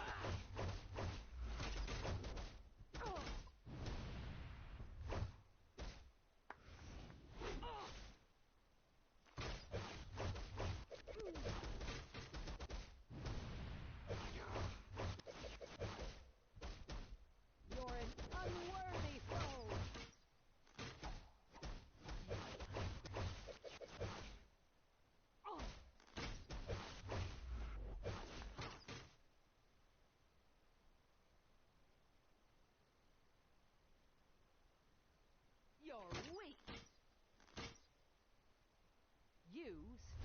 against Themyscira. My fealty gives me strength. Call that a challenge? You cannot stand against me. Shut up and fight. Hera, protect me. You're weak.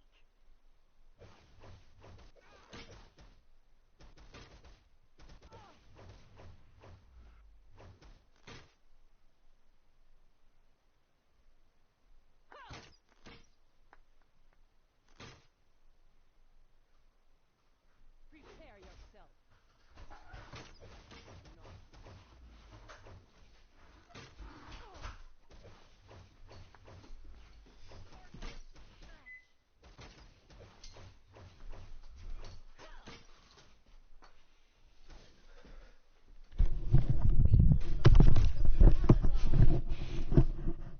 Wait, hold on, let me lose this jacket.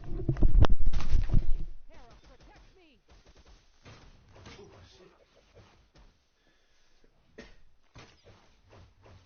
You're not much of a challenge. Heater on, that's for sure. What the hell's this? You don't stand a chance. You know, oh!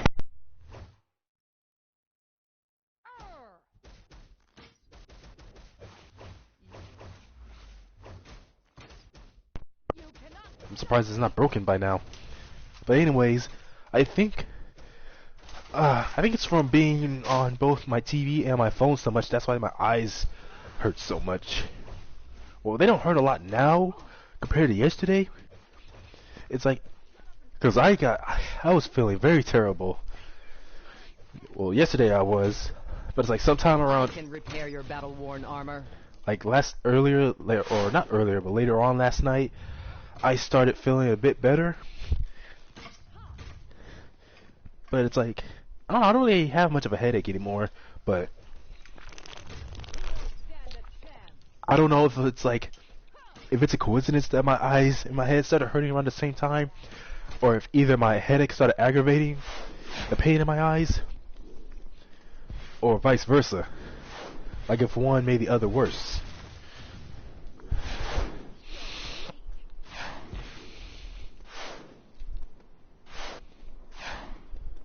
Oh, I can't go up there?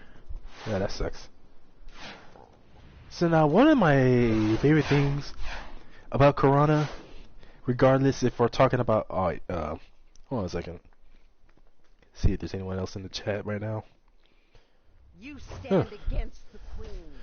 Anyways, with Corona, either we're talking about her from Universe 1, the original Corona, or we're talking about her any of her counterparts, like this one right here. One of my favorite things about her is her interesting relationship with Najax. Najax in this universe, Chaos Man, or just simply Chaos in the other universe, is, like I said, their interesting relationship. It's like people have noticed how often they spend their time talking to each other and being quite friendly with each other, despite one working for the heroes and the other working for the villains. Well, like I said before, Corona will work with anyone. It's just that I'll just say her DC counterpart. Her DC counterpart is fiercely loyal to Cersei. I can repair your battle-worn armor. Wow. Where's the other armor I'm looking for? Anyways, whether it's her main counterpart or her DC counterpart, the interesting relationship between her and my main character, and she does tend to act. It's kind of like the relationship between Batman and Catwoman. Like one moment they're against each other, the next they're working together, and they get along so well despite them usually working for opposite sides.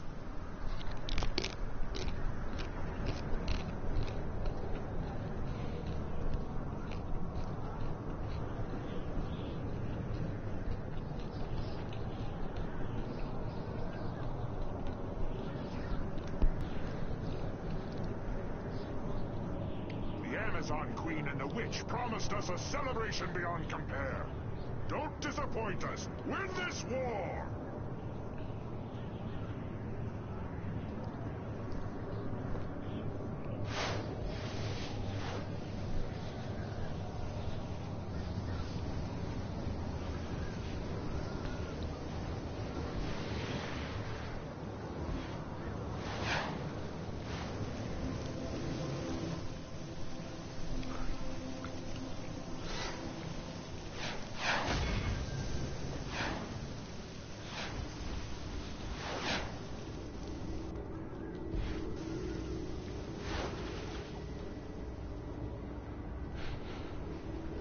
Both sides of this war have camps set up in the city of Gotham. From these vantage points, officers direct their troops across the front lines, warriors repair their damaged armor, and mystics open portals to their bases on Themyscira.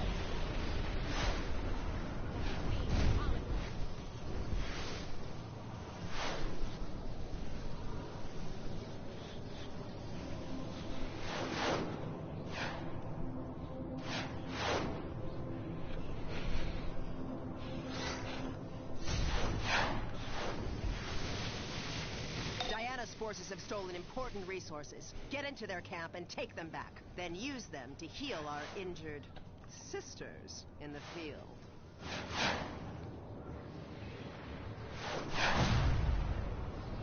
Dude. I'm ordering a pizza. What, you hungry?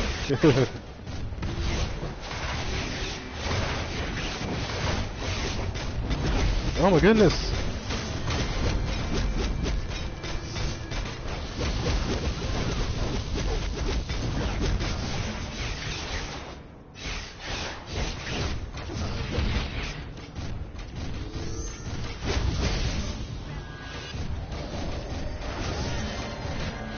I hunger bravely.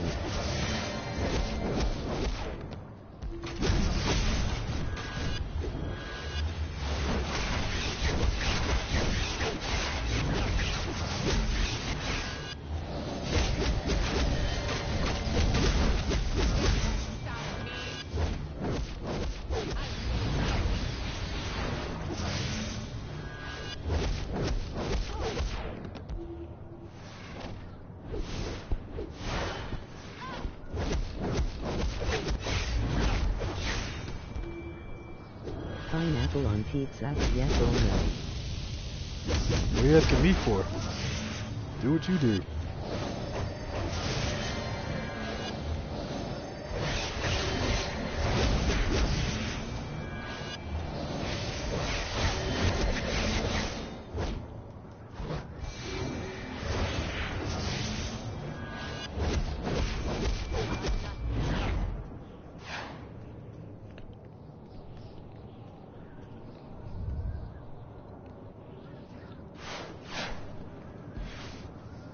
I am gonna do what I do. Was just curious what side of the fence you are on.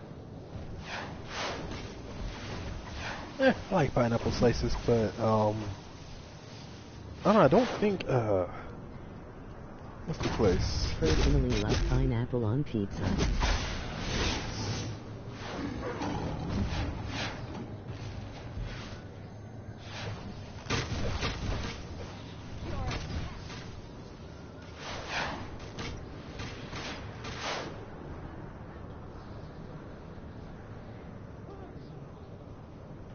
But I'm not in combat. There we go. He'll add that shit to any pizza.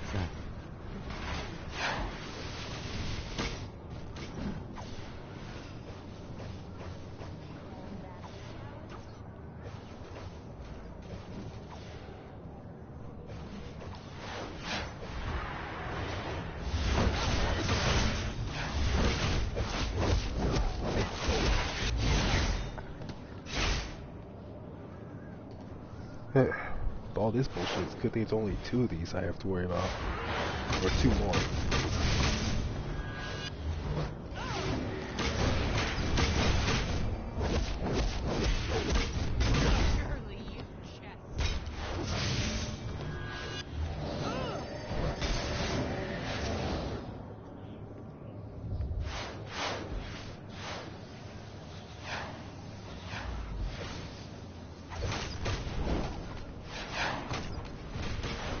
tough.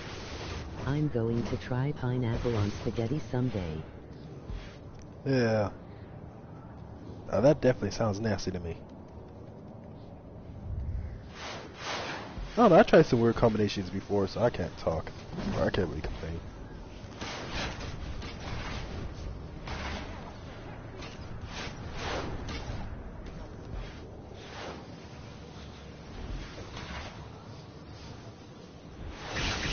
No, it's cool, I'll make it work.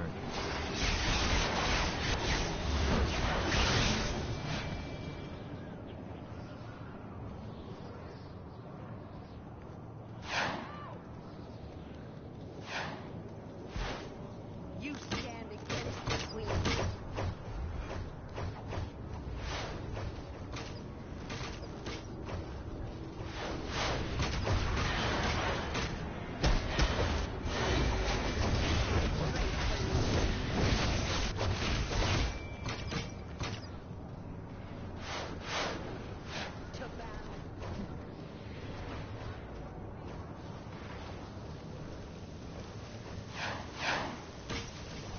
Get back to my mission.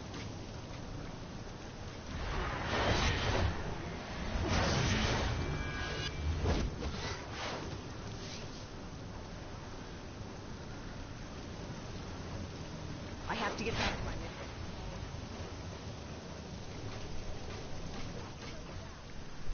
To battle.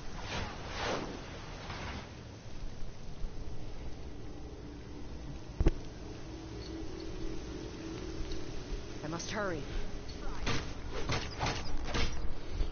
Oh shit.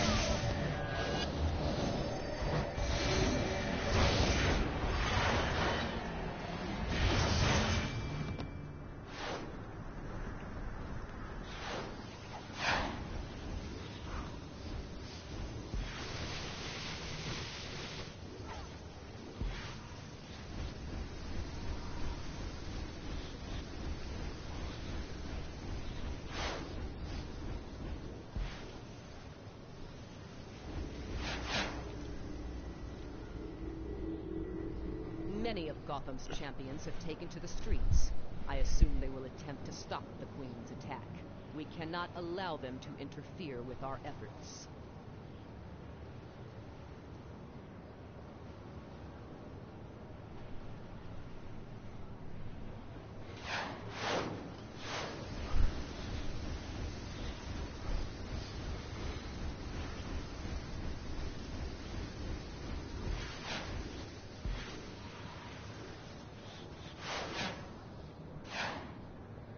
Thank you for tending to the wounded, though I am certain you did not do it from the kindness in your heart. Yeah, you don't know that.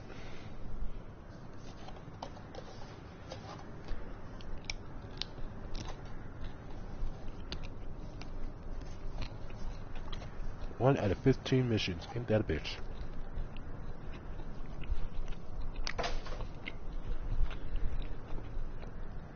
Probably involves some team missions I'd have to do as well.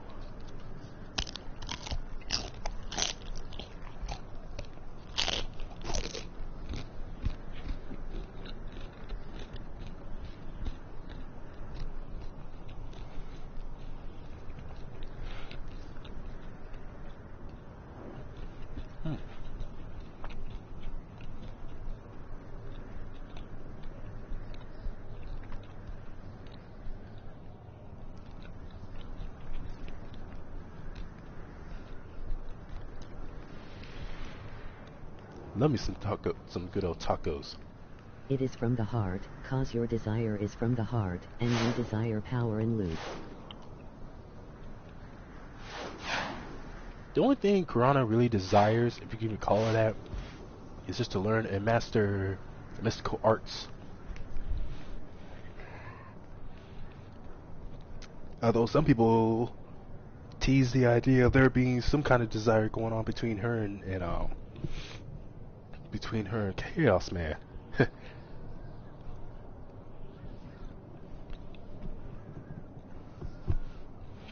You know, I think either concept would work within DC. Whether it's my original idea about, like I said, my main character, and then later on, like way later on, a few of his Mystical relatives. arts, power and loot. I would argue they are the same. I guess it's probably one of those things where it depends on who you ask, because everybody has their own opinion on what power and loot involves. But I'm pretty sure you're right. But those I say, like my original idea, where the character Chaos Man, aka Jason, where he bonds to a deity, and then later, so do at least two of his relatives, his cousins. Then there's the DC counterpart of theirs, where instead of Chaos Man, it's Najax, and Najax is part of a pantheon of gods from the fourth dimension or fourth world, the planet of Lunera. Of course, in the original, Lunera is also a planet, but it's in the mortal realm, and it's in the mortal realm, and it's inhabited by mortals. It's very technologically advanced. So yeah, Jason himself, like, he's not an alien. His parents are, but he's definitely not human. But the species he comes from, like his mother is a Lunarian, his father is a Necrosian, which is another planet in the mortal realm. But both species are very long-lived.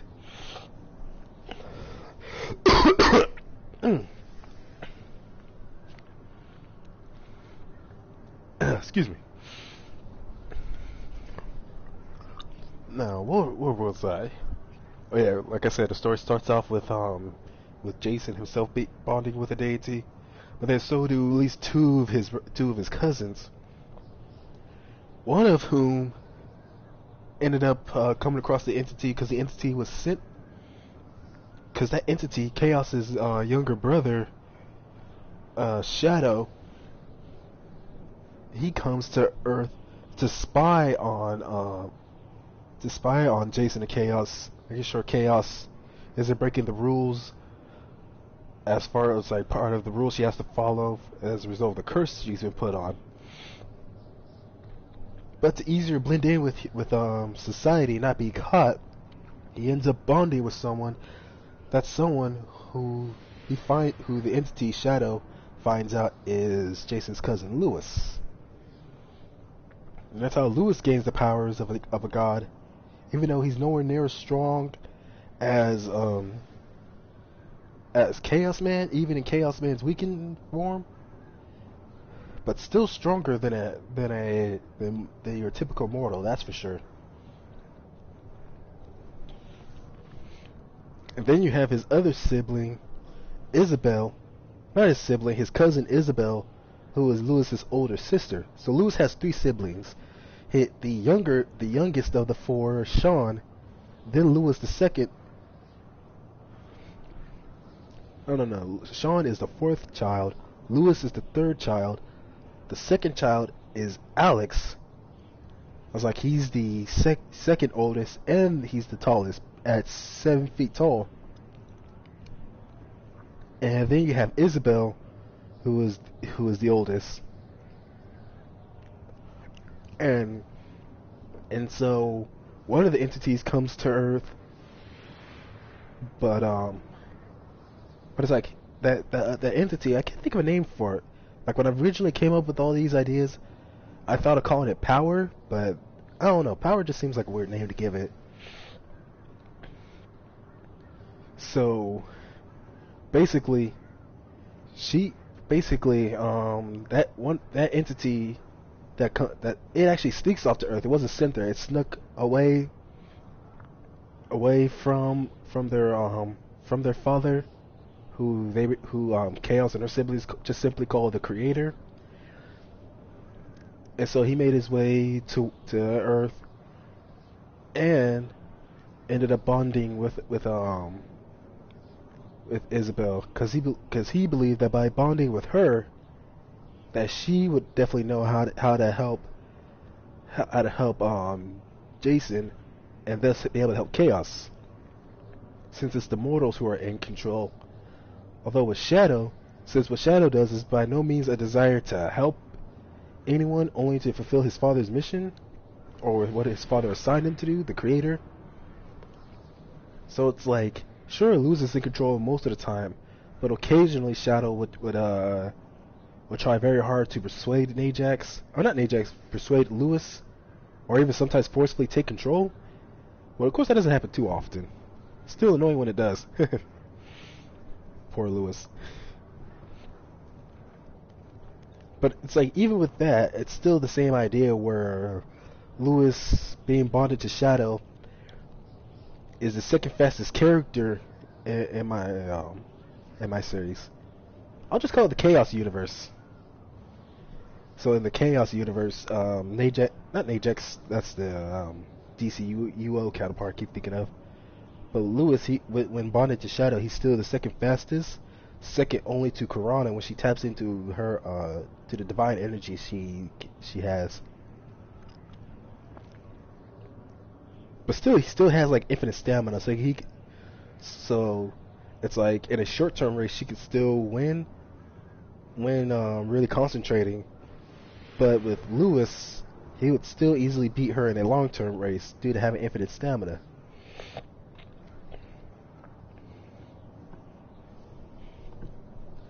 It's like, I do like the original concept, and I'm sticking to that one mainly, with the whole idea of a mortal being bonded to an entity, and that's how he's so dang powerful.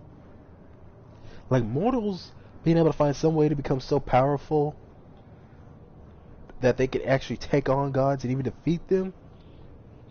It's like, I have no problem with that, especially when you have characters like Kryptonians from DC Comics, or you have someone like Thanos from Marvel Comics, where it's like he's an Eternal, and Eternals are basically like offshoots of the human race, and therefore physically superior, makes him so strong. But he also gave himself enhancements like not cybernetic, but I think it's like using both science and magic, or just science, to enhance his abilities, his physical strength, or his overall physicality even further, to make him not only just only be able to hold his own, but actually outright kill gods if possible. And it said that Thanos can briefly hold his own against Odin. So yeah, you know he's definitely not someone to fuck with. So like I said, the idea of mortals of any kind being able to take on gods without without their power coming from gods, or being bonded to gods, like being completely mortal. Oh, you also have Jiren from Dragon Ball Super. Like Goku and Vegeta, at the most, their powers, when they tap into Super Saiyan Blue, they can hold their own. At the most, they can hold their own against a Kai at least. But Super Saiyan Blue is still not good enough to help them against a God of Destruction. Like, just able to help them hold their own, like I said, not necessarily defeat, but just hold their own against a Kai, and definitely compete with other mortals who are extremely powerful.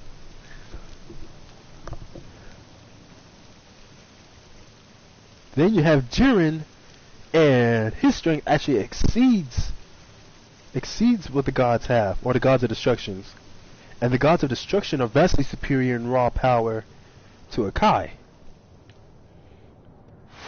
So needless to say, if Jiren can defeat a god of destruction, then he can definitely easily defeat a Kai. Been fun brew but gotta go, bestest gooders to you, ladders. See if wait a minute, ladders?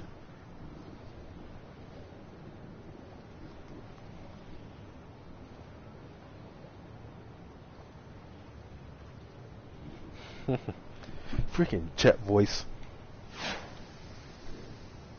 Diana's Amazons are advancing across a bridge that is essential to Damn, our efforts. Cersei. Hold the line. Sheesh, why are you yelling at me?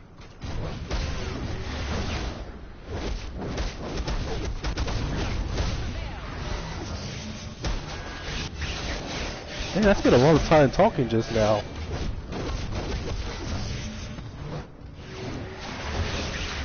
I remember one of my friends, when I was collaborating with him on this story, at one point he wanted to do this idea where his character, Jacob, aka Sonar, was in the process of creating a powerful armor that would make him equal to gods.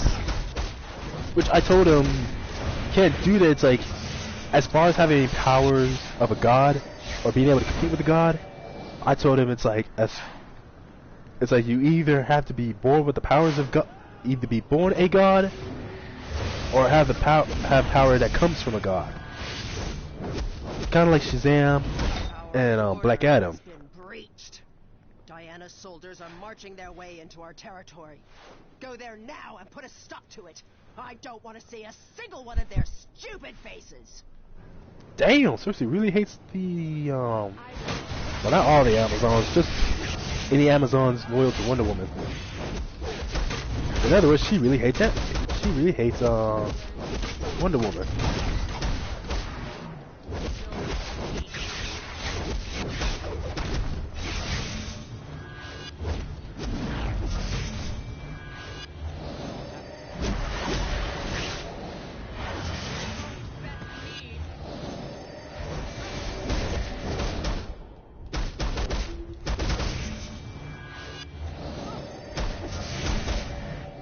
Oh, stop hitting me.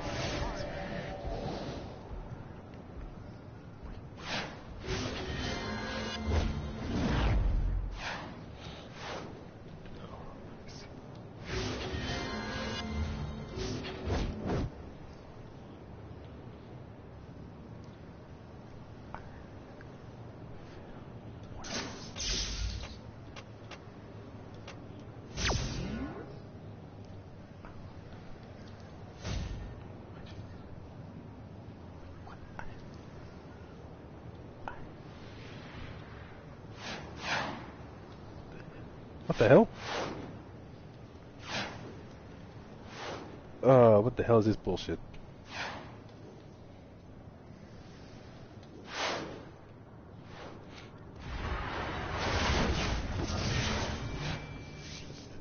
I fight for truth.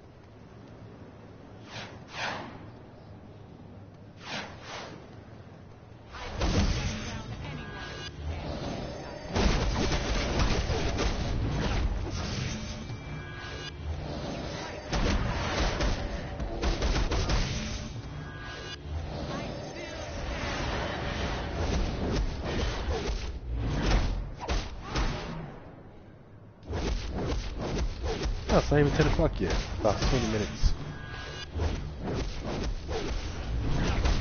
Oh my goodness. Oh, I didn't mean to do that.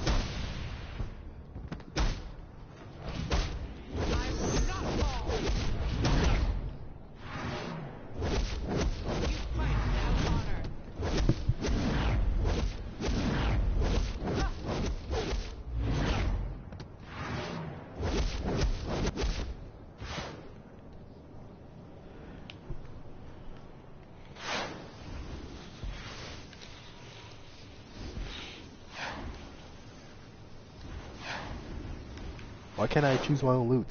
What the hell?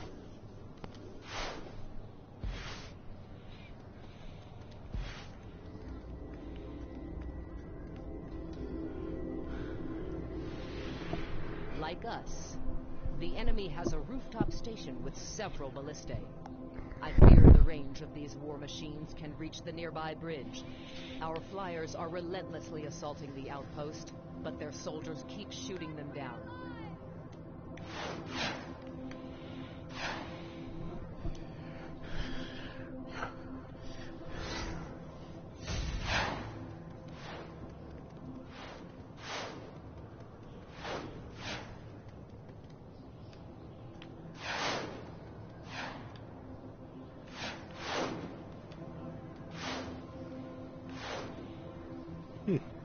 Usually there isn't this many so close to each other.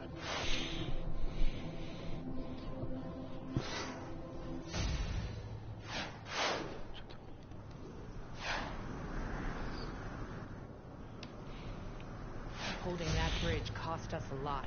With supplies and troops running thin, I'm not convinced it was worth it.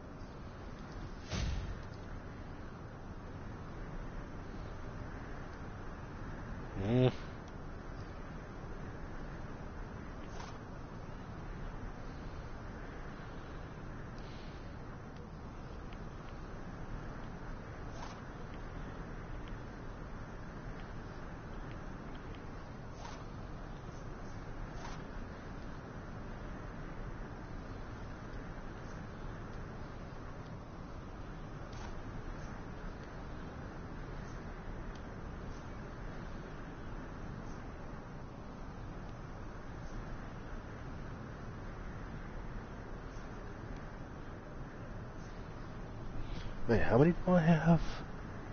Only 2? That's some bullshit.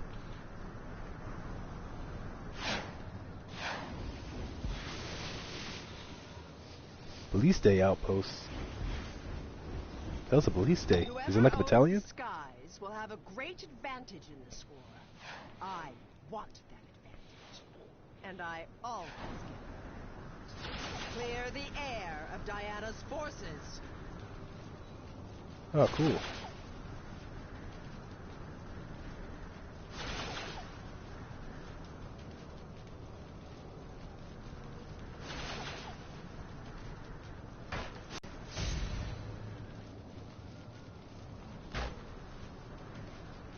Oh, I get it.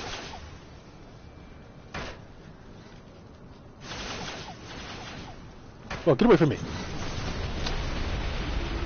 Dang it.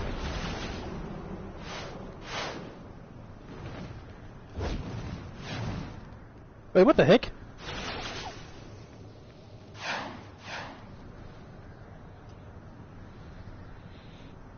Use that ballista to take them down.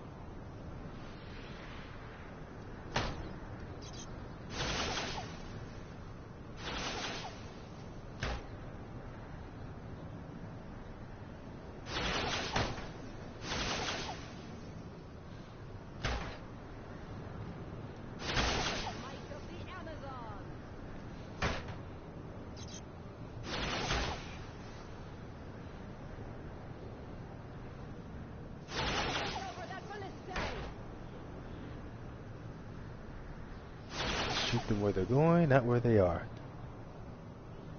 Hey, what are you looking at?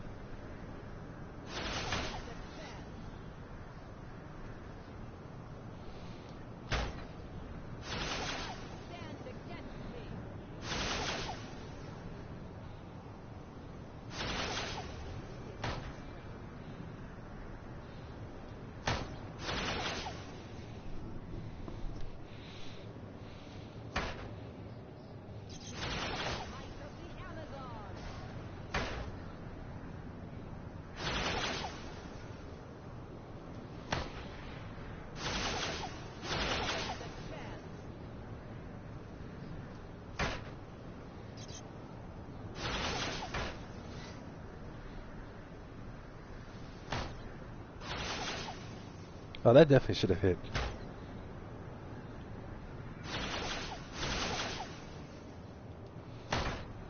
How am I missing so badly?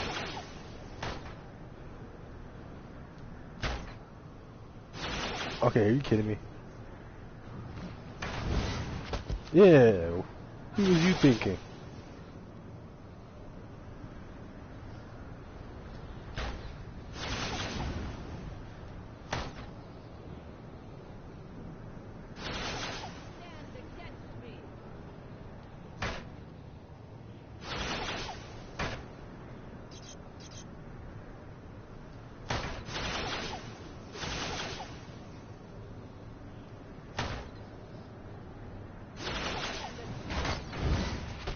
What was you thinking, man?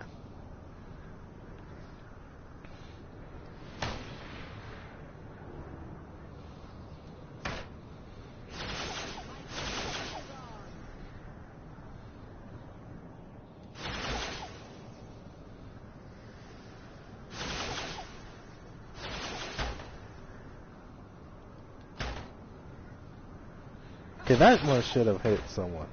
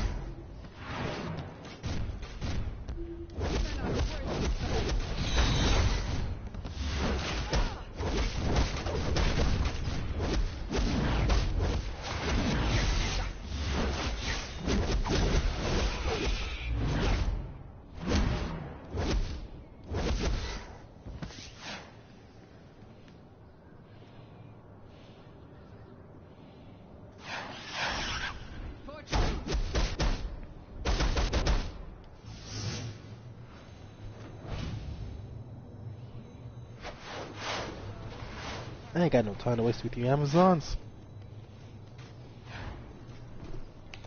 Whoa.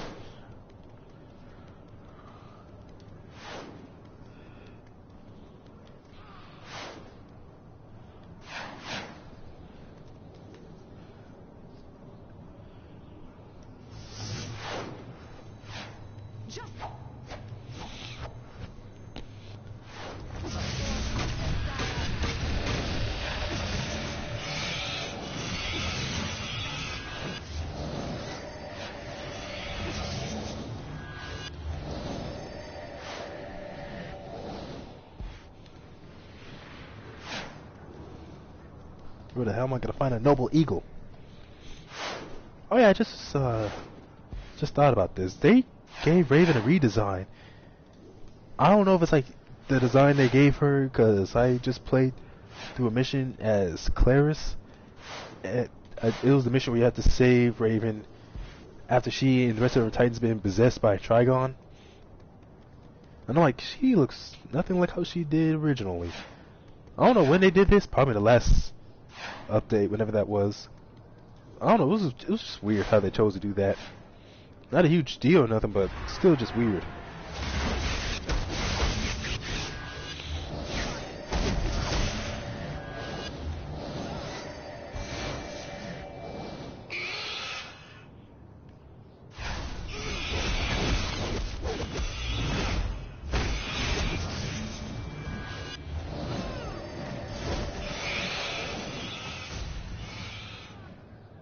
Seriously, where the hell am I supposed to find a damn bird?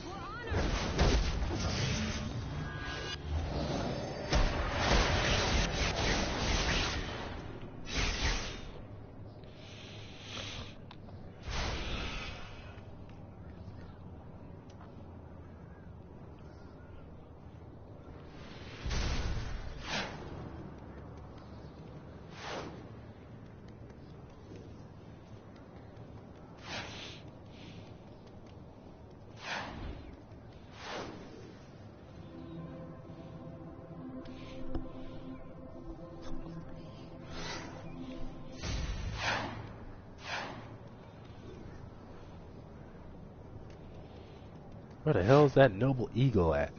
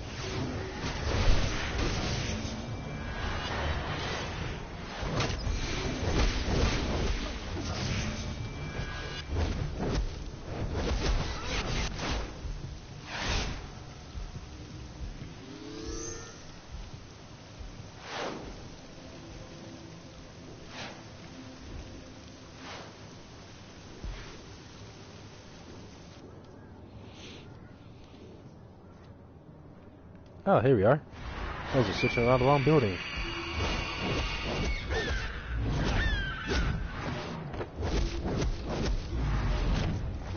Noble eagle? This damn thing's glowing like it's a damn phoenix.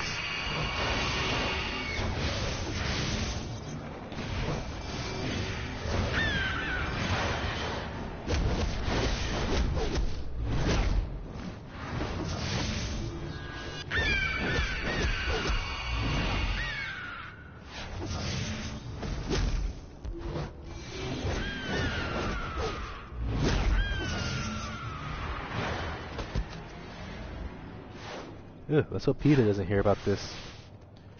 Well, Corana's a leopard, so she'd be okay.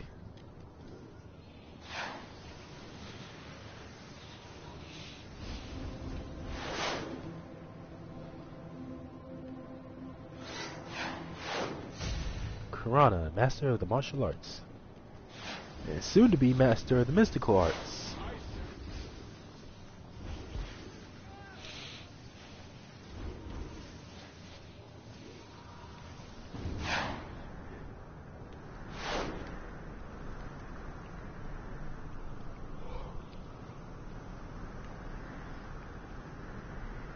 Hydraulic smoke?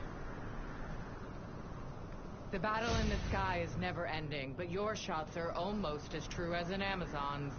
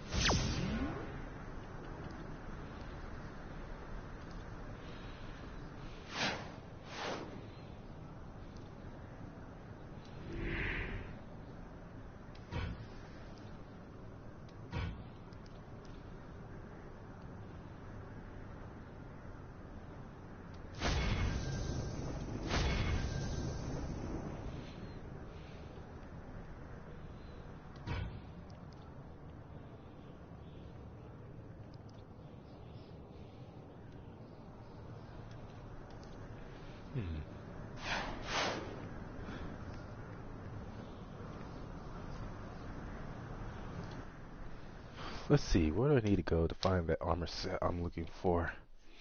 Or I think maybe it wasn't like a particular area, but more like I just got it from either one of the queues that I did, or a random loot drop.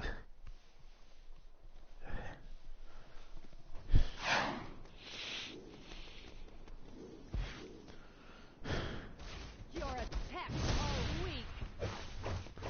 Well, And I won't forget those who served me. You're paranoid, Cersei, if you think Karana of all people would say anything.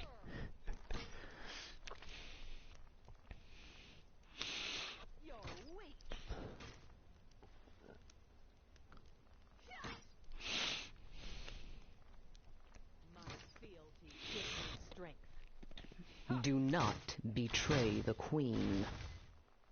Oh, fuck you too.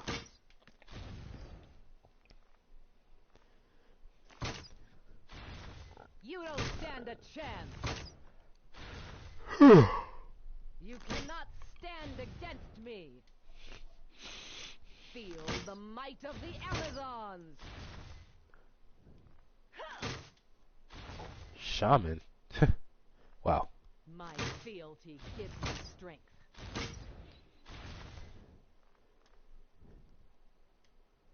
Ha! For courage and loyalty.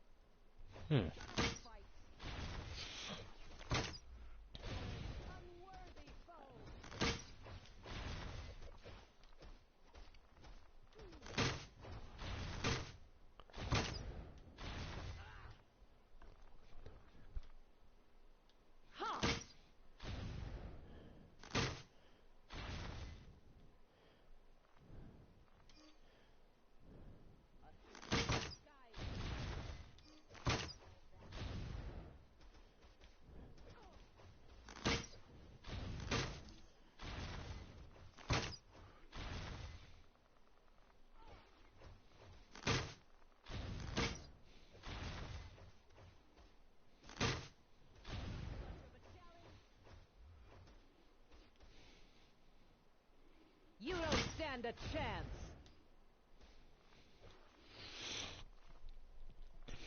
You cannot stand against me.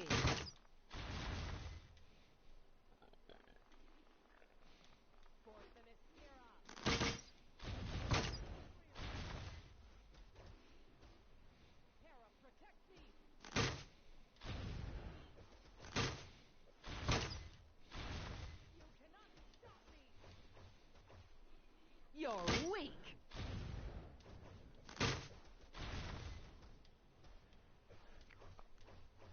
You cannot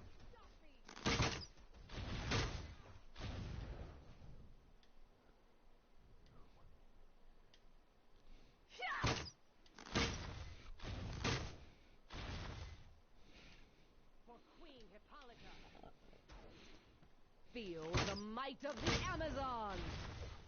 Ha!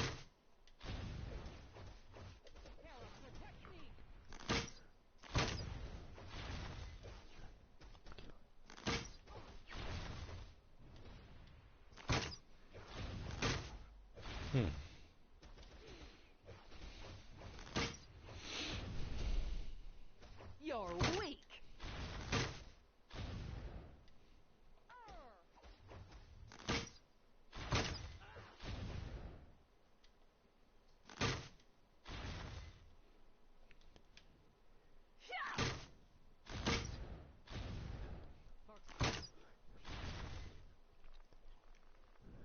Feel the might of the Amazons!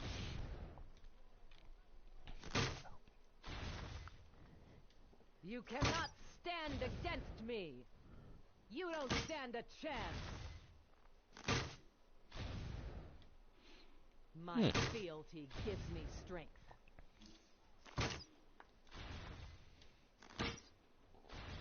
Ha!